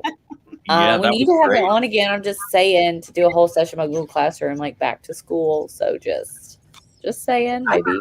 And you know, something else to know about Google Classroom, like it grew a lot this year. Like pre-pandemic, there was only 40 million students, and now it's increased to 150 million. That's a lot of growth in a short Google period of time. Classroom, like she knows all the facts. She also just got back from a motorcycle road trip. Like I did. I'm just like, Amazing pictures, and that looked like so much fun. yeah. on And your trip. daughter's gonna be what is it, Miss Delaware? So there you go. Like Judy's killing it. Maybe. Well, thank you, ladies, so much. Thank you. We're gonna bring on our next group. Oh, that was so good. Thank y'all. And there's no challenge. There's no leaderboard challenge for No, Google there's not. Classroom. There's not. Classroom, and I've changed 2 already, and I'm pretty sure Becky might come at me if I change it. If I added one, so. Right? Yeah. Surprise! There's a new one. I think I'm just gonna leave it as. But thank y'all so much, and we'll be hearing more from you soon, hopefully. Yep. Thanks. A whole Bye. session Guys. on Google Classroom, maybe. Yes, right. I keep hinting this to people. It's not subtle either, and that's good. No. It's That's not who I am as a person. perfect. Or is it me again? I thought I went. Yeah, it last. is. It's you again. Oh, okay. I did spicy sweet. I did it real quick. That didn't count. Did it count? Okay. Okay, I got a good one. Real talk. Very serious. Very important. Buttercream frosting or whipped icing on your cake? Oh, I thought you were going to say something like fondant or fondant, because then it's buttercream all day. But when you say whipped frosting, though, right. Wow, that's hard. Hard one. That really is. I guess it depends on what it's on, right? I guess buttercream on a cake, whipped frosting on a cupcake. How's that sound? That's also acceptable. Buttercream. See, like it's a difficult one. It's a difficult one. That one is tough. Yeah. It's a hard one. Yeah. What are they saying in the chat? A lot of buttercream people. Buttercream. Carrot Carrot cake buttercream. is cream cheese. Carrot cake is cream cheese. See, that's mine. I like cream cheese. I worked at a bakery in college. I made wedding cakes and stuff. That was that's how I got through college. All right. Like I said, I'm going to be totally fired from the Time Variant Authority, but we are going to wrap it up with sites and then a little Q&A. So if you've got any questions, we're going to be hanging around in the back answering all your questions. Jenna, are you going to do sites with us? I am. Hey guys, how are we? Hey. Congrats to Jenna. She just got a new position. A super cool one. A super cool one. Did. I am now an instructional technology specialist for Old Dominion University out here in Norfolk. And we're going to talk about sites today. All right. So, well, I'm going to get in the back. Let us know if you need any help. I will. Thank you. So let me pop this up here. All right. So with Google Sites, I know you've seen how to do adding pages, adding subpages, inserting some of your regular stuff, but we're going to take it a little further today because it's level 2 and that's what we do. So you know to go to sites.new and wait very patiently. While that's loading, I'm going to give you a couple tips on your sites. I was the ePortfolio person for ODU's Education Leadership Program previously, and I'm going to give you the biggest hint I give everybody I work with. If you're going to make one of these sites for, say, a portfolio, for a classroom site, put all of your pieces that you want in it, all your docs, whatever you're going to display, your pictures, make a copy of them and put them in a special folder. That way that folder has access. And whatever you put in it, set it to whoever needs access. Because sometimes the biggest thing I see people come up against is they make this beautiful site and then you can't see half of it because there's no viewing rights for the people that actually need to see it. Okay, so let's start with my lovely new site. I'm going to give it a name. Okay, and you notice when I type it in up here, it automatically fills it in at the top of my page. And then I have individual page titles, like my homepage. If you're given a specific name for a page in the Google Certified Level 2 test, which you usually will, use it. Number one thing I tell teachers when they're taking these tests is if you have to, copy the instructions, copy the title, copy the question. Just copy and paste it. Because a computer is on the other side grading this, not a human being. And the same way we don't grade the same as, you know, a test in something like Performance Matters or whatever. We can give our kids that partial credit. There's no doing that with a computer. Okay. So let's talk about embedding versus adding things. If I want to add an image that I have, I can upload it from my computer. I can select it from my drive. I can even Google search it. So here's a really cute form header that I also kind of like as an image. But I can go to an image search and just type classroom. Say I'm going to make a classroom page and I just want a generic classroom picture. I can click on what I want and I can insert. Now, there's a comment in the chat just then about understanding permissions and sharing is important. Yes, especially with most of our school domains are restricted. As far as image rights, anything you find from the Google search, you should be clear to use. So I've added this picture. It's lovely, it's pretty, it's a very generic classroom. Okay. But if I want to embed something, say I want to put a map to our school. Say I was going to make a site for our school. I can come down here and Google will help me put any of these things straight into my site with no real difficulty, honestly. So say I have a calendar that I want to embed. You know, this is our classroom calendar. Hey, look, here's our classroom calendar. I insert it. Boom. Parents now know, oh, when's that field trip? Oh, I can just go look on the classroom page. They can look at it for the week or the month and see what they need. Kids can use it because, when did she say my test was again? I really like, especially for schools. I love that idea, Tasha, embedding wakelets into your sites. That's a fabulous idea. For schools, adding in a map. I know we've had a few schools around here locally that have changed names recently to be more culturally relevant. So I can type in a location, you know, I can type in, and you don't even have to know the name of it. Like I'm at Old Dominion, and I can just click it. If you're looking for a specific school, you can click it. If you're looking for a specific address, you can type the address in, and I'm just going to select it. Drops right in. And I can rearrange these pieces if I want them side by side, if I want them larger. You learned how to do all of those things previously, and if not, the best thing about anything Google is you can undo it. You have that lovely undo button at the top. If you do something and you don't like it or you don't like how it looks, just go back. It's not set in stone. Okay?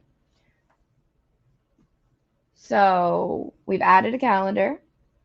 We've added a map. Anything in here, say I want to make a new sheet, I want to make a new form, I want to get parent information. I can add a form. And I can either go find one I've already done. You can see my lovely exit tickets from my kids. I can find one if it's in my Google Drive. But again, I make that same suggestion. If you're going to create it and it's just for this site, put it in a folder in your drive. Go put every piece in there. That way, when you need to fix something, it's that version. It's exactly what's in your site. You're not digging through your drive. Hopefully you've gone gone through our organizing your Google Drive because it's your life, and taking care of that at the end of the school year, because I'm sure everybody's Google Drive is about as crazy as mine is right now. But mostly it's just putting the pieces where you want them and remembering that if you are not told specifically to do a task, I may not like this gray background. It's not my thing. I'm a purple girl. But if it doesn't tell you to do it, don't do it. I like the purple, don't do it. If it tells you to call it homepage, don't call it our classroom homepage. If it tells you to add a page, come to pages and I add a page and I call it class calendar. Don't add things, as silly as that sounds, and then put your calendar in here. You can make about me pages. We all know parents love to get to know the teacher. And I can put in, you know, a little text box. You know, hi, my name is Ashley. I spell better than this, I promise. And I can put a little picture of me. I can go to images, select a picture from my drive, and, you know, put in this picture. Everything you do can be moved. Everything can be rearranged. Everything can be pieced together. And again, undo is your friend. Okay? You can put just about anything in a Google site that you want. Okay. Somebody asked a question about password protecting a site. I think you can do that, but only with an add-on. I know Luis is still hovering in the background. He might be able to give us more on that one. But the good news is, for your Google test, you don't have to worry about passwording a site. Okay. He says you can share to a group, so you can limit it to just certain people. You can limit your. If I can butt in. Butt in. If you have everybody stuck into like a Google group, and you can share it so that only people in the Google group can see it. So you sort of can, but it's not password protected. So you can limit who has access. But the only way you can put a true password on, I think, is with an extension. Okay. But the most important thing to remember is if your test gives you, you know, specific text, there'll usually be a little link at the end that says you can click there to copy it. Copy it. If it's a specific title for something, it's usually in bold or somehow set where you know what your title is. Copy and paste that text, because there is no human on the other side that's going, oh, she put a period. We know what she meant. Okay. So we've added a calendar. We've added a bio and a picture. We know how to add text and an image. Now, if you need to go back and review any of this, obviously you can view the recording, but also if you go in the slide deck that's shared on our Global GEG page, or will be in a little bit, there are videos within the slide deck showing you how to do these things. So that way you can interact with them a little easier. You can put them up side by side. All right. I was waiting to see if there were any more questions. We'll give it another minute. If I need to work with a friend, say I co-teach, I can share to others. This lets them work with me. So if I wanted Luis to help me with this, I could add him here. And that's very different from if I publish it and share it to somebody. Okay. Right now, so you can see it's set to who can view my site. Anyone at, and this is my trainer domain. Okay. This is my private domain. So right now in the real world, the only person who can see this is me. Okay. But if I publish it, I can change that option. Okay. For your test, you don't need to know that. For the real world, you might. Okay. How to join the leaderboard. We do have a level 2 leaderboard, and I'm going to let Bonnie tell you about the leaderboard, because we have had a few changes in the last not even half an hour, because a few folks were having some troubles with not being able to do certain tasks because they are domain restricted. So Bonnie, you want to pop back in and tell them about the leaderboard, because that is it for us. Sure. You would just, I don't know. Yes, right here. you go to our Global GEG site, join level 2 with this code. So I'm gonna, if you don't mind, I'm gonna kind of take over, Jenna, and share my screen, the whole thing. You did a great job. Yeah, that was awesome. It was awesome. I know we're running a little over on time, so I'm trying to give you exactly what y'all need. Hey, if they're still here, they're with us till the end. We did. I They did. get extra credit. All right. So you go to our okay. So you go to our Global GEG site. Don't know how I'm getting that. Let's just go over here and try it. Huh. I'm going to go ahead and proceed. Yeah. Because I know the guy who runs the domain and he's safe. It's close. Yeah, he's but so you go to Bootcamp 2021. You're going to scroll down to level 2. Click leaderboard login. And then I have a code. And or login, right either one. So Yep. right here. We do have 5 vouchers for level 2. We did manage to swing a few more, some extra ones for level 1, but we cannot promise that. So make sure you're in our top 5. I did have a question once that what if there is a tie? We will fix it. I will personally buy you a voucher if there is a tie, because I'm going to be so excited that we have so many people participating. So you can get on the leaderboard 2 ways. You can submit the challenges, and you can submit the code words. I know that if you go to Global GEG's Twitter, I don't think I have enough social media in my life today.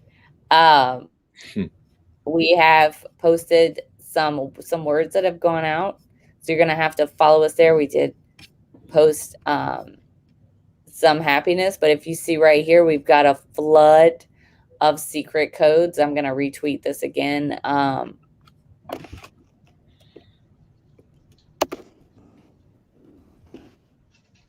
wait, no, this is right. I think somebody put level 1 and they meant level 2. Yeah. We'll fix it. But that was a couple days ago, so that might be the last bit of our level 1 codes Probably. from the 22nd. Maybe. But yeah, so we're gonna get them out there. Check Facebook too. We have a really great Facebook. And all this can be found on our site, and so we'll post it there as well. Why is it dark? What is going on with my computer today? You're asking too much of it today. I am. It's tired. It's tired. I've been on the computer a lot, guys. But you could see somebody posted, I saw the other day, more last day to enter for the Global GEG Secret Bootcamp words. So yeah, check it out. We've got lots of code words out there. We'll be continuously dropping them out. So follow us on social media for that and submit your challenges, and then you can win a voucher. And Luis just kind of threw into our chat for level 2 folks. Nice. The answer is always that should be easy to figure out, right? Because it's from that person. Mm-hmm. So those are 92 people. There are still 92 people here. That's so great. I know we went over time. And we started out with 100, and I okay, then we haven't had any yet. That's perfect. So we've got like a big team that works on this, and I am not.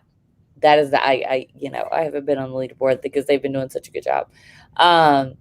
So, and if anybody's interested in coming to our Global GEG leadership team, holler, because we love to have new people and new ideas. So if anybody has any questions, we got a few people here to hang out.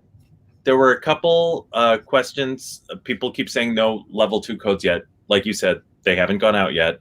Luis gave you a sneak peek. I was of about to what say, we I'm about said. to put Luis on the screen if he's okay with that. Yep, there he is. Hey, hi people. Hello. Why is the name of the store of the school called the store? But this isn't school people. This is global GG people. Oh. Okay. Aha. Yes.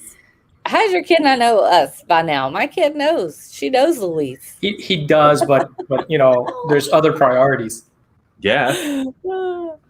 Come on, we've lived together for the past year online. First grade. Yeah, he's going to first grade. He's so proud of First himself. grade. Wow. Oh my god, But you're going to be I'm great. 6. Me too. yeah, mentally, yeah, sure. Mm-hmm. Yes, Tori. Just to ask the question. Yeah, we'll figure it out. If we have ties, we will make sure everybody that gets a voucher. We'll Yeah. pull our money and make sure they get a voucher. We'll make this Yeah, happen. we'll harass. We'll figure it out. Andrew Caffrey was very generous, but these exams cost more than twice the other ones. So, But we'll still figure it out. yeah. And someone just asked a question and was answered in the chat specifically about I signed up for the level 2, didn't get any sign-in info, and someone said it can take a little while for that to happen. Another thing, check your spam box, because oftentimes it's going to pop in there if you're not paying attention. Google has Also, really something- upped their spam rules, and a lot of things have been going to spam for me that weren't before. Brad, Oh, come on. Come hang out. Come hang out. We're just doing Q&A. Yep. Oh yes. I'll be right back. I have to go do a thing. Okay. Okay. Cynthia, Well, in the meantime, should we give them the so you can leaderboard go to challenge? Twitter and the Facebook. Oh, yeah. We try to post them in multiple places for the codes. Yes. Jenna, your leaderboard challenge. Good call. My leaderboard challenge. All of them points. So you're going to create a new site. You're going to call it My Class Site. You're going to create 3 pages: your class calendar, your student work, and your About Me. Okay. And then you've got some extra pieces to do. You're going to add text and insert an image on your homepage. You're going to put your bio and a picture on that About Me page, and you're going to add a Google Calendar to that class calendar page. It's a little more detailed because Sites gets a little more detailed, but I'm going to tell you, if you have not done any of the leaderboard challenges from level 1 and then taken the level 1 test, you will notice they are exactly the kinds of things you're going to see when you go to take that test. And again, you can watch the recording back, or you can pop into the slide deck and watch the videos in there.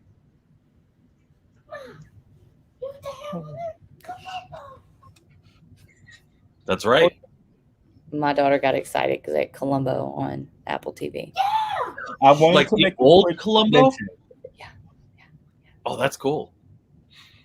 Sorry, Frederick. So, yes, I wanted to make a quick mention. Whenever you guys are writing a condition using the sum if or count if function, I know I was rushing and I forgot to put my quotations around my conditions. Like, I forgot to do it. So make sure you have your quotations around the condition. And the thing is with sheets, as long as you get used to the syntax, think of it like English. You can write a sentence a certain way in order to communicate it effectively. So the syntax is Sheets' version of English. Got it. Cool. Thank you for that, because we did end up rushing there for a little bit. You know who I'm going to blame it on because they're not here? Ben. It was Ben's fault. So I'm totally blaming it on. No, totally. Yep. It was him. Brits. Their Brits are long-winded. So yes, I have just a really few good questions. Recertification. It is only task-based. If you recertify within the window, you don't have to take the multiple choice. Like if you wait and it expires for 6 months and then you try to recertify, you'll have to take the whole test again. The slides here, I can go ahead and drop the slides in now because we're done editing them. We're done. So I'm gonna put you. Yeah, because the only reason we don't give them out like early, and this is just fun fact for anybody, you need to change this. So see, we're changing our sharing settings. Anyone with the link can view, copy link. And all right, I'm going to drop that into the chat just because when you get 100 people on a slide deck, sometimes it messes it up. Yep. So those slides, and we'll put those on the site as well. Some people are asking about like screenshots and stuff. Like we have people that watch all our Twitter, and you have to add them in. So you have to give us like 48 hours to add it on the leaderboard, because all this is done by hand. It seems crazy, but it is all done by hand. And then Marie, some of the challenges are a little different now. Go by what's on the slides. We just made some adjustments because we realized that it wasn't necessarily equitable, because some things required a Google Workspace for Education account, and you might not have access. And then this one, for Google Classroom, we need to know how to schedule assignment, differentiate assignments, how to review lists, Guardian summaries. We're not supposed to say what's on the exam. We just wanted you to know all these cool things. Would that be a good? Pretty good list of things you should definitely know how to do before you start. Mm-hmm. Otherwise, I think that's everything, right, Bonnie? Yeah. If you have any more questions, we'll be here next week. One question about the slides. You can make a copy. I mean, we're going to put them on the site. You can make a copy there. If we do change them, the live updated copy would be on the site, but we'll probably put it up. The recertification for level 1 harder than the first time? No, it is just the same tasks. You just don't have to do multiple choice. Yeah, it's very similar. All right. So you guys were awesome. Yes, and you gave leaderboard challenge for sites, and we guys, it is gonna go to the, what did we say? Like, not a week after Friday. A week after, so like August 7th, I think, because a week after day 2. So you have like a week to submit your stuff, because not everybody's doing it live, and that is perfectly fine. For the folks that did it based on what was on Gameably before the slides got changed, how are we? Becky's going to sort all that. Mm-hmm. Becky said she would take care All of it. that's done by hand, so she'll look at it.